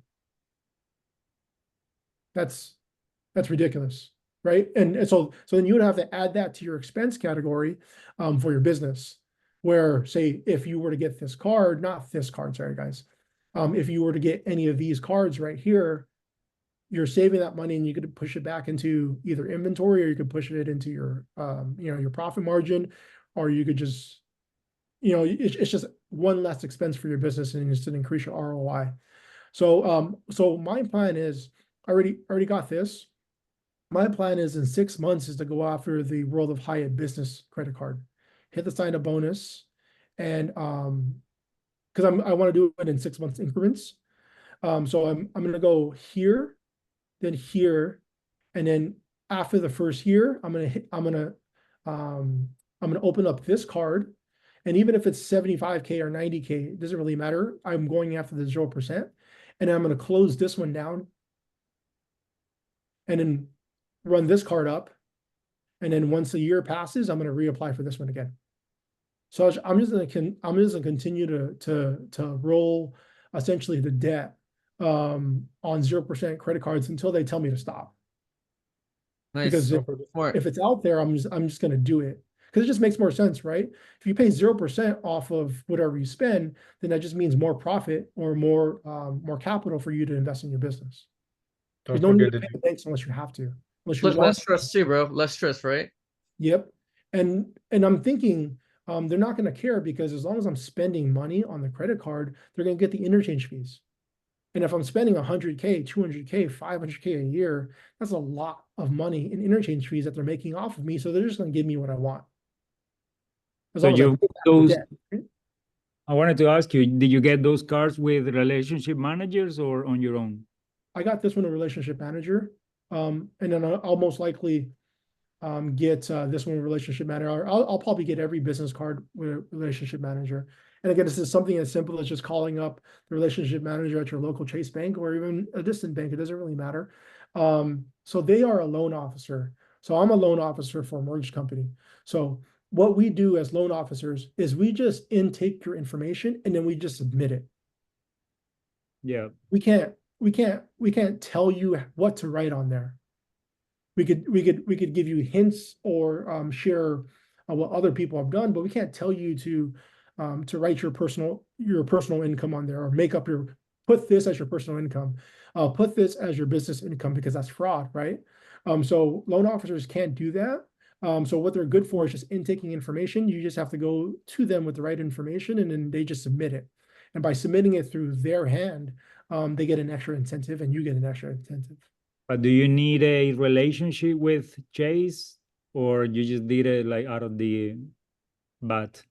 I created a relationship with Chase. So I opened up an LLC. I opened up a business checking account with them. I seasoned it, or I held it for 6 months.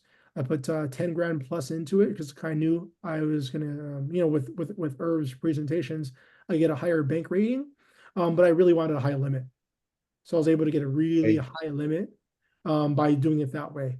So you put 10,000 for 3 months in there before you apply. Yes, correct, for 6 months. Okay, cool. Yeah, and I let it sit there.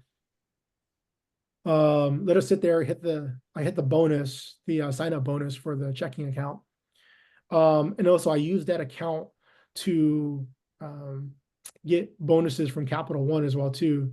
So there's a $750 bonus for opening up a Capital One account, and there's no annual fees, no monthly fees. And so I was able to get that bonus for myself, for my wife, for my mom, for my little brother, and for my boy. So we just ran up with that business account. We ran up the bag and we milked Capital One for a good amount. I think, what did I say, 5 people? We just shook them for $3,700. Is that through putting them in your operating agreement? No. This is just me paying them directly. So doing a direct deposit. Oh, to I see. the bank Okay. account. Yeah, Gotcha. because we just opened up a personal. It's considered like a direct deposit. Yeah, I sent them over to direct deposit. Yeah. So can you still see my screen? Yeah. Okay. So yeah, I plan on going this after year 1, closing this down, but relocating the credit limit to this card so I can just run up this, and then just pretty much piggybacking off of both of these, and then using this as the filler, kind of in the middle, right in between when those months need to be seasoned for this one to be, say, a full 12 months or 14 months or 16 months, whatever it is. From the account being closed, so I could hit the sign up bonus again. So I hear a lot of people talking about American Express, and American Express is awesome, right? They're a good company, but what I don't like about them is their charge cards. You got to pay it back every single month. And yeah, you could stretch it out over the 12-month, 18-month period that they give you, but you're still paying interest on it. And so with Chase, 0%. You can't beat zero. So that's why I love Chase, and I stick to Chase. So I get the 0%. And they travel to Hyatt. And that's really what I need the points for, is for these hotels, because the hotels are expensive, especially when you're traveling with a big family, or if you you want to stay in a nice location or a nice resort. For me, it's like safety is super important for the wife, for my daughter. She's a teenage daughter now, so I want to make sure that she's safe and sound. If I decide to take an extra long nap when on vacation, I don't want to watch any kids. I just need to make sure that she's safe. And so she's safe in these areas, these Hyatt areas, because they're just top notch. They're pristine. And let me just throw this out there again. It's fucking free. Like, just like, I just love free. Like, every single time I hear free, it gets me so interested. I'm like, wait a minute, I could stay here for free. Wait a minute, I could get breakfast for free. Wait a minute, I could get valet for free. Like, it's just, you can't be free. So I like American Express, but I just don't know what to do with the American Express points. So we, between my wife and I, we have over 200,000 American Express points, and we have no idea what to do with them, because the points value for a Marriott or for a Hilton are absolutely trash. Like, for, say, a hotel over here in Maui, this would cost 25,000 points to stay right here, but for Marriott, it costs 60,000 points. And so it just doesn't make any sense, because Chase also does transfer to Marriott. And so why would I burn 60,000 points at a Marriott unless I like I think it was the JW Marriott, that's high, like high pristine, and also the Four Seasons that might be Hilton. But unless I wanted to stay at one of those places, then I'd probably consider spending the points. But it's just really expensive. It'd probably be closer to 100,000 points in order for me to stay there one night. But I could stay here at the Andaz. This is Andaz? No, this is the Andaz. I could stay here at the Andaz for 35,000 points a night. So theoretically, I could stay here for 4 nights for free, and with Chase credit cards, but not American Express, because they don't transfer to Hyatt. But I could stay at this badass hotel by just hitting the sign-up bonus. Damn. Yo, Art. Yes, sir. Yo, I would transfer your points to like the airlines instead. Like, if you're gonna go that route, like you said, you got 200,000 Amex points. I would like, first, do you have the business platinum for the Amex? No, we just have the personal platinum. Okay, so on the business platinum, because I do this a lot with them. I'll book a flight, I'll transfer over those points, and then they're gonna give me 35% back those points. And you can keep running up the play that way with it, because you're gonna get those points back, whatever. Like, especially if you're already racking up a lot of points anyway. With them, I wouldn't put them towards like you said, the hotels. Now you're not getting a one for one ratio, or if their points are like kind of diluted, like Marriott. Because I'm a big Marriott and Hilton. Well, Marriott, I have Hilton as well, but but I would definitely transfer those points that way, like a 1-to-1. And some of these other airlines, they give you a little bit more credit. Like, you may get 1.5 with Delta. Like, sometimes Delta airline, I'm thinking like one of those Turkish ones. Like, if you're doing like a lot of international travel, some of those different airlines, they give you a little bit more, like a 1.5, 1.7, taken away from American Express points, because they value American Express points like that. So that's one way to looking at. For sure. Thank you. And so the thing with flights as well too. So we were going to do that as well too, and we're going to, because we wanted to go to Southeast Asia, and so we're going to save those points for first class tickets to wherever we want to go. But for the hack for flights, what we do is we use Southwest. Southwest virtually flies anywhere in the United States and most South American countries, South American countries and locations. So what's great about Southwest is they have the buddy pass. So after you do a certain amount of spend on this, you could bring a companion for free anywhere that you go. So whenever my wife and I travel, I'm her companion. So we go to San Francisco a lot because she has business up there, and also that's where she's from as well too. We got family up there. So whenever she flies up there, I go with her for free. So it's literally a 2-for-1. And so our kid is still under 2 years old, so he's a lap kid. So we've been just running that up as well too. It's literally a 3-for-1. He goes, I go, off of my wife's ticket. So we've been using Southwest for flights, and also we have a connect at United Airlines. So we get free flights internationally as well too. And so I'm just like, that's why our points at American Express are parked. And that's why I don't want to go after, because you can even see right here, I put even the American Express Business Platinum sign-up bonus of 150 right now that's advertised online. But if you call in, you could actually get an extra 50,000 points. So the reason why I haven't did that is because I just don't know what to do. I'm going to get another 200,000 points, but I don't know what to do with it. So I'm just waiting on an opportunity to know what to do with it. And then I'll go run up the American Express place. But right now, just Chase is so good. Like you can't beat the 0% interest. You can't beat these hotels. Like it's not talked about enough. And it's because I think people are just not doing it. But since I've been doing it for, I would say, 6 months plus, I've been able to go to some really cool places. And I just want you all to experience it, because it's been absolutely life-changing for me. I sit there sometimes and I just sip my coffee. And I just look out and I'm like, and I start dreaming as to what the possibilities are. And the possibilities of the future, like it doesn't require any spend out of my pocket. So that's like, it just makes me happy.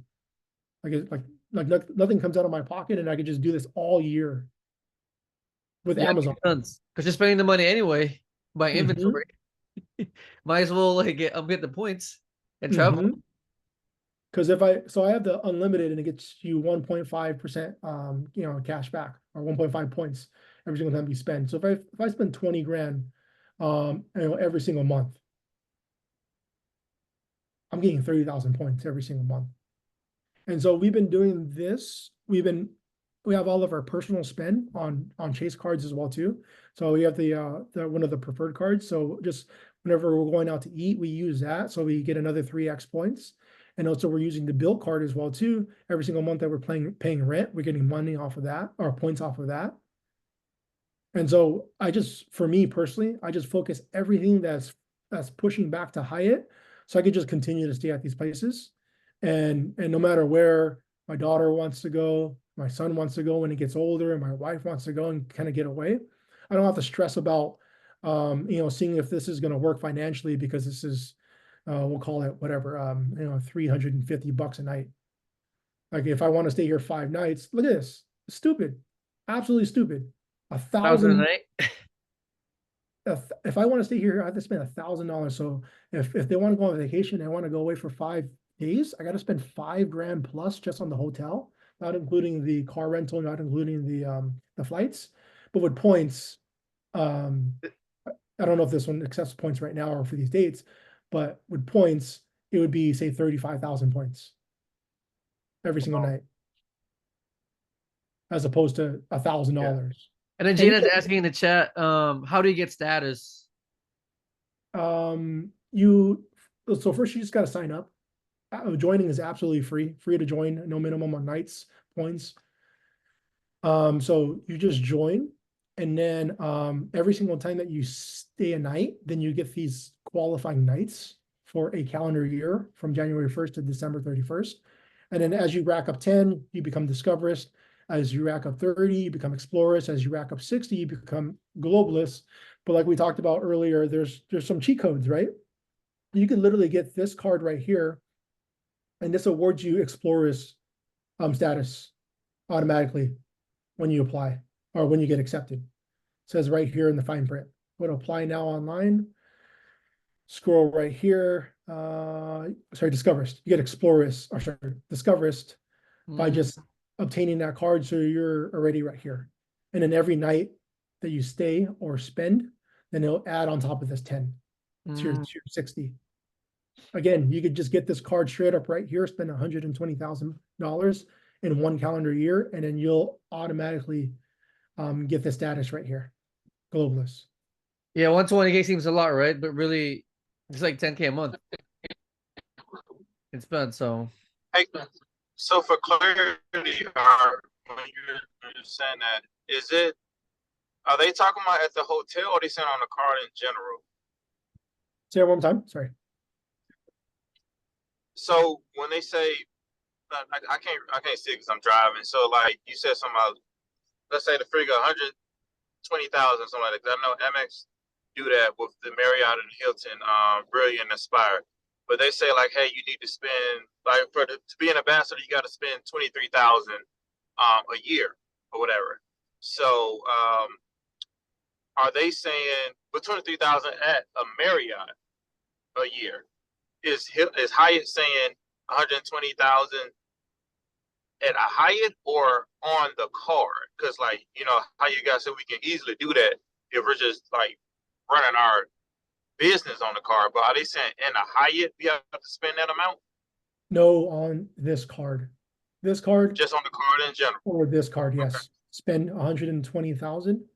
And so the reason being is because after you're, what is it? Let me see. So every single time that you spend 10,000, you get 5 tier qualifying night credits. Is there a maximum to that? What was that?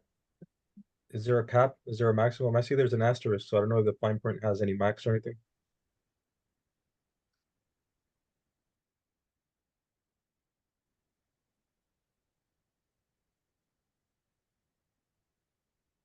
Don't worry, I can look it up. It's fine. I don't want to hold you. No worries. Don't know if there's a cap. Spend. Yeah, don't know if there's a cap. I highly doubt it though. Like, they want you to spend. They want you to spend, and they're giving out these points because I think what's happening is most people are turning these points into cash back. So if you get 60,000 points, that's theoretically, what is that? $600. So most people need the cash. I need the vacation. I need the ocean. I need my kids to experience things that I've never experienced before.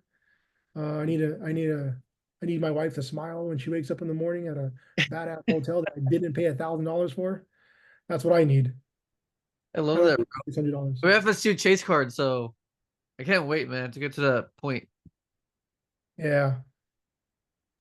It's I use the Chase Unlimited card. I like it. Yeah, it's game changer, guys. Absolutely game changer.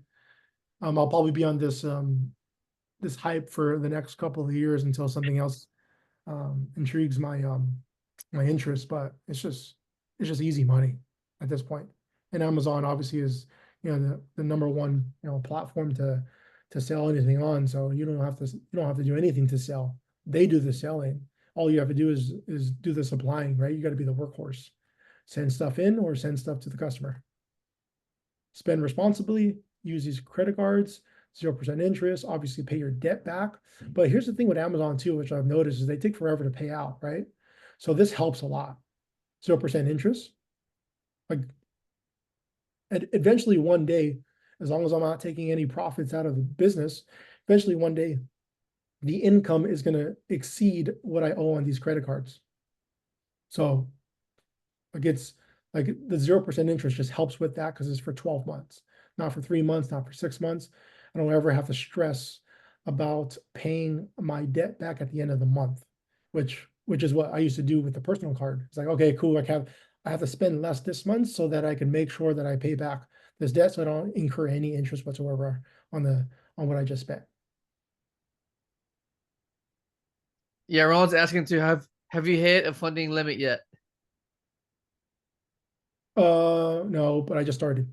So this is technically my my second business credit card, but one that I started a long time ago. I would say about 7 years ago. So this is my first credit card on the sequence of business funding. And I'm just gonna stay in this wheelhouse right here. It just makes sense. I don't need personally, I don't need any of the other perks that the other cards offer right now. And just a question My too. goal is Oh, just to sorry. travel more using credit card points. That's it. And I should Sorry, can probably I tell put here, and make a profit. Like that's important, right? But that's just my goal. And so the way actually that I've been tracking how to make a profit, I just learned this last week. So this is how I see the production of this business model. Finding products, prep. Who's doing the prep? Are you doing the prep, or is the preps doing the prep? And then who's doing the fulfillment? Are you doing the fulfillment, or is Amazon doing the fulfillment? So I've come from a sales background. I used to do gym sales when I was 17, 18, and ended up doing that for probably about, I don't know, say close to 10 years, and I ended up opening up my own gym. So I had to understand the sales process aggressively because my business relied on it. So I studied business and sales for a very long time. And so what you're going to notice in sales is that there's always prospecting. You have to prospect. If you're not prospecting, you're dead. And so that's how I see this Amazon business. If you're not finding products, your business is drying up, because prospecting is the blood or the cash, the cash of your business, right? Qualifying and presenting, that's going to be the prep. Closing is going to be the fulfillment. So that's kind of how I see it. Every sales process, doesn't matter if you work at a gym or if you sell cell phone cases at the mall, or timeshares even. You always got to prospect, you always got to qualify and present, and you always got to close, right? That's what this business model is to me, is finding products, prepping, and fulfilling. It's just kind of that simple. I don't know if you would agree, Louis. Oh yeah, sure. Okay. And then not reinventing the wheel. This is what Louis taught me. These are the softwares that I use in order to be successful. Keepa is a sales history and competition analysis. Seller Amp is going to be ROI calculator and competition analysis. Seller Board is going to be monthly profit tracker. I just learned this last week. I didn't know how much I was making until I actually got Seller Board, and an inventory analysis. And so I use QuickBooks as well too, to track all of my accounting, so I know exactly how much I'm expending on say shipping costs and expenses. So what I do with this information is I take this information and then I input it into Seller Board, and it'll give me a more accurate monthly profit tracker minus the cost of goods that I'm purchasing.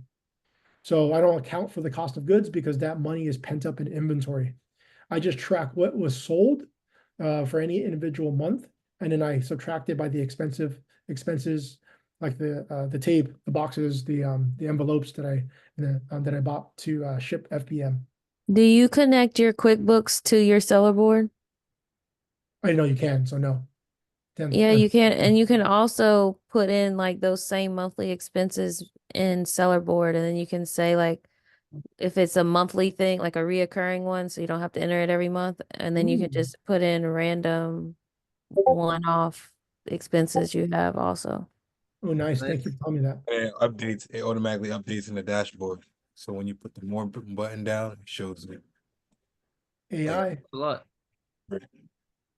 Yeah, I like Seller Board. I don't know about inventory line. And they just announced that you could ship from them as well. You can ship from seller board now?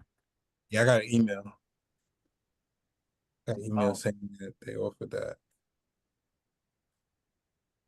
Love it. Most def. And those leads lists I told you guys about, I'm subscribed to several of them, so I just get leads. And that's really helping me with prospecting and finding product, right? This is not even just that lead that you get to also storefront stock, right? You get to go into other people who are successfully selling on Amazon for, say, longer than at least me.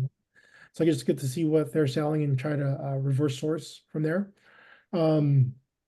This is what I shared last week as well too, is my purchase spreadsheet. Now this has been absolutely key. I treat this as my CRM. I'm not too sure if anyone knows what a CRM is, but in sales we call it a customer relationship management, or it stands for customer relationship management. And it's just a fancy way of saying it's a software where you could track all of your prospects. So it would look something like this, right? You get to see all of your well, anyways, you get to see all of your prospects, right? So say if I was calling Louis because I wanted to sell him on a vacuum, and he showed some interest, and he said, "Oh, not right now because money's tight. So I'll follow up with them in a month." So that's kind of like what my purchase spreadsheet is I'll purchase something, I'll put it on there. If it gets canceled, I'll label it accordingly, and so I could take it off of my spreadsheet or move it to a canceled spreadsheet. If I'm doing FBM, then I know which ones I'm doing FBM. If I know if that's a replenish, if I bought it again, I know I keep that in there. I also know where my leads are coming from, so which list did I get it from, or if did I source that myself. And then also I put little notes, like a 20% off coupon that I use, so I could potentially use it again. So my purchase spreadsheet has been just absolutely helpful to understanding where I'm spending my money, and if the inventory is getting to the prep center, or if it got canceled somewhere along the way. And then obviously FBM tools, Brandy already shared this, boxes, tapes, labels, etc. That's what I've been using in order to just be more efficient, not let anything slip through the cracks. Thanks, bro. That's pretty much it. Ronald has a question, bro. Go ahead, Yeah, man. I just want to add two things. So I wanted to follow up on my thing with the Hyatt limits. I read through the fine print. It says there is no limit. And second thing for my question earlier, if you've hit your funding limit, it's kind of regarding to the 0%. I just wanted to know if your 0% cards have been maxed out yet on your purchases for inventory yet. So I think the limit, if you're asking, if I'm understanding correctly, I think the limit for Chase is 150 for personal with no doc, right? So I'm definitely nowhere near that. I'm at 50. So I got approved for 50. And I'm nowhere near that. I'm probably sitting at maybe like 40%. So Gotcha. maybe That's what I was asking. Okay, so you still have room to continue to buy inventory while you get the money back from Amazon. Okay. Yep. Yeah, most definitely. Got room, and I just been going crazy because whatever you spend is whatever you get back. And it's starting to make sense. It's starting to click. So I'm getting a lot of replens. So it's making it a lot easier where I'm not having to spend nearly as much time prospecting for stuff, because it's just on my spreadsheet. Okay, this sold out, and I was able to get on average of $3 per profit, and I sold 30 units, so that's $90, right? So theoretically, if I buy 100 of them, then this one item right here would produce $300 in profit every single month if I keep replenishing. So that's at the stage I'm at right now, seeing and tracking the inventory and what's selling and how profitable it is. And so that's why I'm spending a lot more now, is because it's just like, it's an easy click. All right, cool. This made me $60. This made me 120. This made me 340. Rebuy. Yeah, once you get data, right? Yeah, quitting money. Data. It's just data, and your personal data, of course, is going to be better than anything else, because it's just right there. The proof is in the pudding. I spend $5 on this, and I sold it for 10. I made 5. Awesome, bro. And John has a question too. So he said, I had a question. I got approved for as a sole proprietor in the Amex Business Blue Plus with my Social Security. Will that affect my Chase 524? I want that Hyatt bonus. If it hit an inquiry, yes. If it's an open account, yes, because the credit card companies, they're going to pull your credit, they're going to run your credit, they're going to have your full credit profile in front of them, so they're going to be able to count how many accounts that you've opened within the past 24 months. And then Sam has a question. Did you get an inquiry from me? From which one? From the Chase? Oh, no, I was answering the guy. I can't remember his name. Oh, it's for John. Okay, Yeah. okay. Oh, good. Yeah, I was answering his questions. What he was saying about that. Oh, they were talking to Chama back. Yeah, but I do got a question for Art now that he said that, though. What were some of the data points that you had?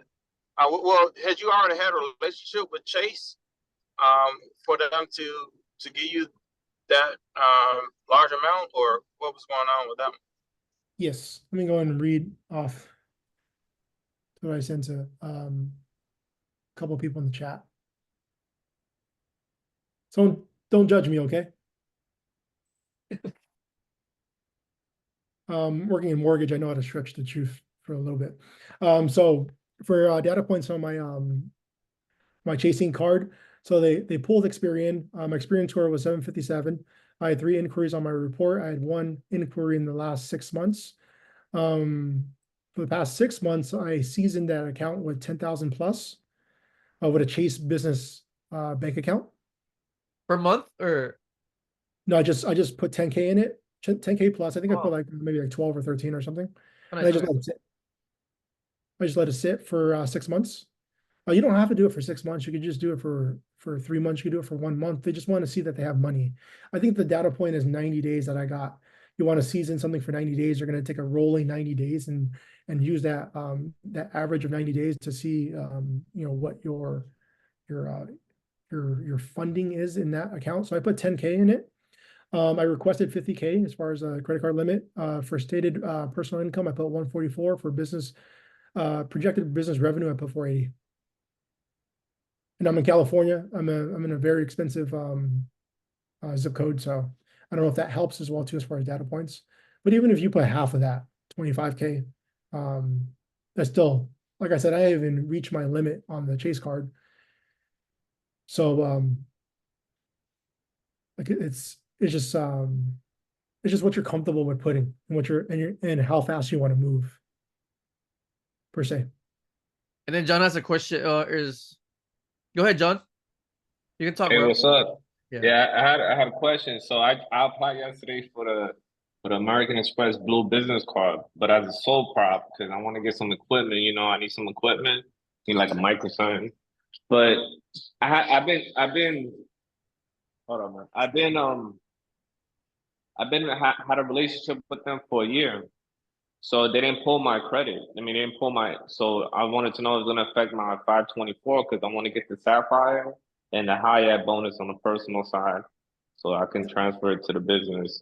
The Blue Business is a business card, right? Yeah, it's a business card, but I use my Social Security for it. The only way that you can know for sure is when did you get the card? Yesterday, I got approved, but I'm in Amex jail right now, man. So that shit sucks. It's Yeah, all good, because man. it's what I'm gonna pay everything off. I put it in the membership, man. I put the data points on the membership so everybody can see it. I'm like, whatever, man. So, but yeah, I wanted to know if it's gonna affect my personal with the Chase, because you the Chase King right now, man. Come on, man. I love Chase, man. I'm a Chase, whatever, Joker shit. They feed me. Chase is the king. I'll be the pawn. But so I don't have the Blue Business Plus, so I can't speak from personal data points, but I do know this. Check your credit report after we'll say like 30 days from now. If the Yeah. card shows up on your credit report, then yes, it'll count against your 524. If not, then there's no way that they could see it. Okay, yeah, because I got it from the membership told me that it's a ghost card. Yeah, It's a as ghost long as it card. shows up in it doesn't show up in your credit report, you're good. And you could easily go look at your credit report by going to Experian.com, Yeah. setting up for a free account, and then just check it religiously so that you can know where your data points are because they're very accurate as far as real-time credit report. You don't got that card, or Luis, or anybody in the group? No, I got that card. Hey, let me ask you this, John. Had you already had a relationship with Amex? Yeah, for a year. I got the gold and I got the blue, and now I got the That's business why blue. that's why they didn't pull it. So they pulled your personal first. Once they pull your personal, you can get more cards with them because they're going to go by that same one you already had. That's why you didn't see another inquiry on that. Yeah, I know that, but I just wanted to know, like, if it's gonna affect me. It's gonna affect my 524 No, because on that's a Chase. business card.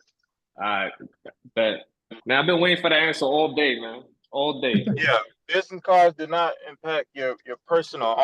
It's only certain, like they will have to. It only has to be business cards that pull both your like they pull from your personal, like they're because they're trying to personal guarantee, I guess, something like that. There are like cards like that, like the Capital card, not the Capital One, but a Capital card, something like that. Yeah. They do stuff like that. But no, you good to go. You can go run up the plug on this. I got like 8 Amex cards. Like you can get as many as you want, you know, but the smart thing to do is start with personal first. Because if you start business first, then they're going to pull you twice. And that's a mistake that I did. All right. And I want to ask a question to Luis too. Hey, Luis. Hi, bro. Yeah, so with this Amazon thing, so I should just create the LLC separate with the EIN? Depending on how you want to run it. Well, I don't want to. LLCs or the businesses. Yeah, because I don't want to be a sole prop on that. So I only got this. I only did sole prop to buy like to see what I can get, man. See what I can do to run the play because I'm gonna do content, you know. So I'm trying to get on that wave real quick, you know. Yeah, but you have an LLC right now, right? Me? Mm-hmm. Nah, I can get it. Nah, I don't got an LLC. That's what I'm saying. Like I'll get the LLC real quick. I'm gonna get a couple. I gotta get a couple. So I'll get the one with you. You know, we'll talk. We'll do business. And then I got another one that I need to find somebody who knows about logistics. And then I got the other one with you know, I forgot his name, man, but the bald head dude with the real estate. Joe. Yeah, Joe. Yeah, Joe. Yeah, so yeah. But you know what I mean? Like, yeah, it is what it is, man. Like, so it's just I'm trying to get, you know, I didn't know about the MS hack, man. So I'm glad I came, man. Glad you gave me that link, bro. Of course, man. Yeah, man. Yeah, so you can I'm do here, sole man. too and then switch over to LLC. Like it really just All right. depends on you on how you want to do it, but Can do that too. All right, man. So I'll see, man. I'll see what I can do, man. I'll awesome, see bro. what's up. All right, thanks, man. Thank you for answering. Of course, man. Thanks for the answer, man. All right. And then Fruze has a question for you, Art. What are the consequences when a credit card is closed? Can you revise the question? What is the What are consequence? the consequences when a credit card is closed? Oh, Meaning wait for the credit card. Mm-hmm. Okay, so if I'm understanding correctly, when you close one of your personal or business cards, what are the consequences? If you close a personal card, then you lose out on the age, you lose out on the credit. It just is wiped off of your credit profile. So you don't have that credit limit and you don't have that age with that credit card. The only reason I see myself closing down any credit cards that I've opened up in the past is because there's an annual fee and it's just eating me alive and I'm not doing anything with the card. So other than that, I'm personally not going to close down any cards, personal cards, just because I want to keep my age. Hopefully that answers your question. Yeah, and then Jay has a question too. Hey Art, did Chase ask for a NAICS code, which would work best for e-commerce?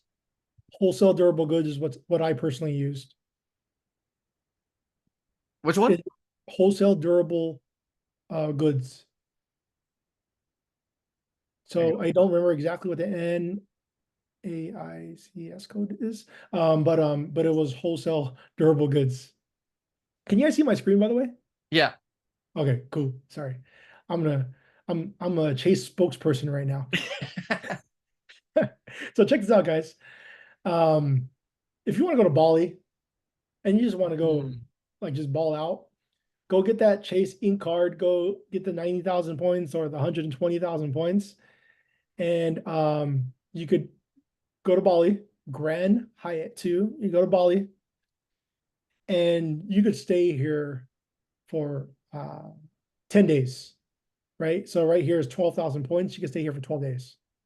If you got 120,000 points from that one credit card that I talked about right here, which is the Chase Unlimited, you reach out to a business relationship manager, you got 120,000 sign up points.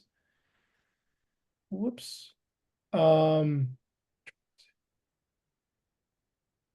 you go over here, book this on Hyatt.com, 12,000 points a night. You can stay there for 10 days absolutely for free. Wow. If you want to stretch it out a little bit more, then I think there's other hotels like the Regency for 6,500 points.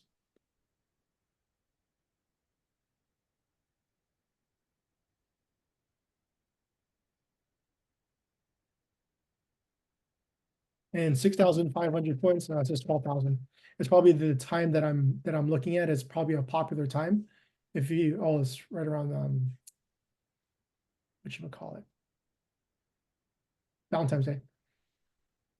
So if you find like I guess maybe a less desired date, 10,000 points. So you could, like I said, you could stay there for a good amount of time. 2 weeks, up to 2 weeks. Oh, Bali, right? Damn. Probably. These are nice too. These are it's not a rinky dink hotel. Damn. I would definitely take out my phone and take some videos over here. Oh yeah, for sure. It's really nice, man. Right? What's up, Ronald? I just wanted to mention, I know Art said he plans to close his Chase business, one of them, once he opens up the other one. Just wanted to mention, probably you already know this, but don't forget to do your credit allocation before you close it out to move that limit over to your new card. For sure. Make that 0% even higher. Yeah, definitely. Damn.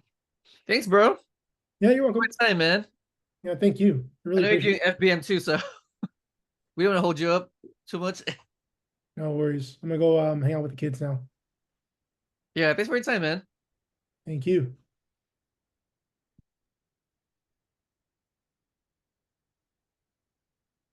There's who there? Kind of froze a little bit. Hey, everyone, can we give Art like a clap, please? Virtual emoji. Thank you. Thanks, Look, Art. in the chat. Thank you. Appreciate Thanks, it. bro. You got me excited, man, because my wife has Chase cards right now. So if you know my history, right, I don't really have like a lot of good credit cards. So, but Chase is great because of Hyatt. Mm-hmm. So man, we got to build that relationship with Chase and get those cards for sure. Sorry, one more thing, guys. So they have guest of honor, and they're changing their terms and conditions for next year. So guest of honor pretty much means so I did this for my mom. So my mom went up to NorCal for Thanksgiving. I booked a Hyatt for her, and then she got all the privileges that I had: free breakfast, free parking, Oh wow. and free upgrades.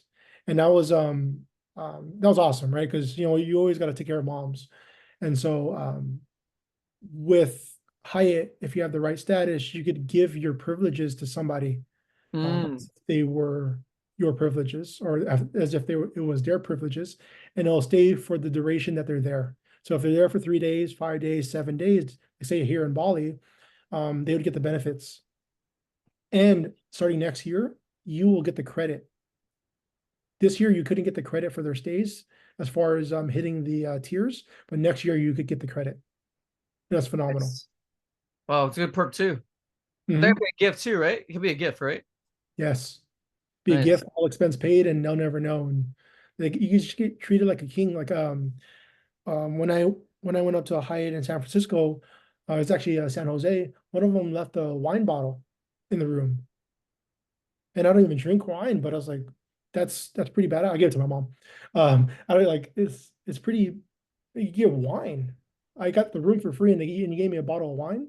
You just can't top it. Yeah, that's good, man. Thanks, bro. You're welcome. Ready, guys? Are we for tonight? All right. All right. Last question. Again, Art. Last Go question, ahead. sorry. Go Art, ahead. you mentioned the status hack by credit gems. Is it the same thing you said regarding a credit card and basically spending to get there, or is there a different hack that he had mentioned or shared? His was different. So they actually come out with twice a year. So Hyatt, I got mine through the Built card. So they're gonna come out with a promotion, and that promotion is gonna read stay 20 nights, stay 10 nights in 90 days at a Hyatt, and then they'll give you the explorist status. So instead of saying 50 nights, you only have to stay 10 nights in that 90-day period. And if you want to go for the globalist, the free breakfast upgrades, etc., then you have to stay 20 nights in a 90-day period. So what I personally did was I booked 8 days in Hawaii because we were going to go there anyways. We typically do an Airbnb, but we did the Hyatt because it just made sense, right? I got 8 nights of credit that I would have ordinarily that I wouldn't have got if I stayed at an Airbnb. So I got 8 nights there, and then the other 12 nights. I don't think Jerry's on this call, but Jerry hooked me up. So the other 12 nights, this is when they had their partnership with MGM, and so we pretty much ran up the night credits, the other 12 night credits at Excalibur, which were anywhere from $20 to $30 a night.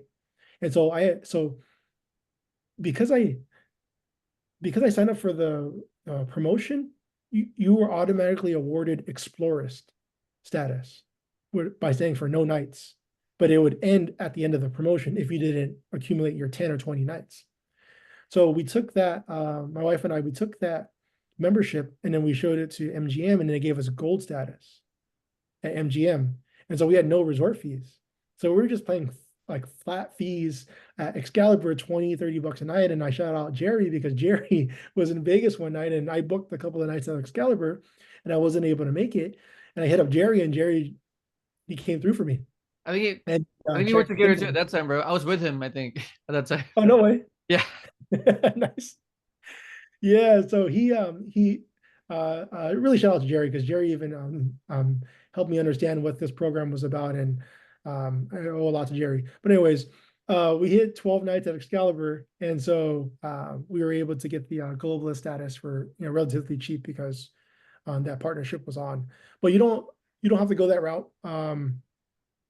If you could sign up for the promotion when it does come, because it comes twice a year. I think they have it right now for the founders card, but I'm not 100% sure. And you can just hit the 20 nights. I don't know if you could spend your 20 nights in that period. Maybe it's an easy phone call. Just call up Hyatt and say, hey, listen, I'm on a promotion for 90 days. If I spend this much on this card, will those nights count towards my 20 qualifying nights? And I'm pretty sure it's a yes. If you don't want to actually stay at a Hyatt, but you could even go to Mexico and stay at some I guess cheaper Hyatts, 40, 50, 60 bucks a night. Hyatt actually Mexico has some really good, beautiful Hyatts for relatively cheap. I think they're about under $100, and some of them are category, I would say 3, 4, and 5 out of Mexico, and it's relatively cheap. So if you just wanted to do a quick getaway, you could go that route. Nice. Appreciate that. Thank you. Yep. Thanks, Art. Appreciate You're it, bro. welcome. Yeah. Thanks, man. Alrighty, guys. Appreciate you guys for joining the call, and I'll see you guys next week, okay? Merry Christmas to your families too, by the way. Merry Christmas. All right, guys. Merry Merry Christmas. Christmas. Happy holidays. See you guys soon. Christmas, everybody. Bye. Thanks, Art. Bye-bye.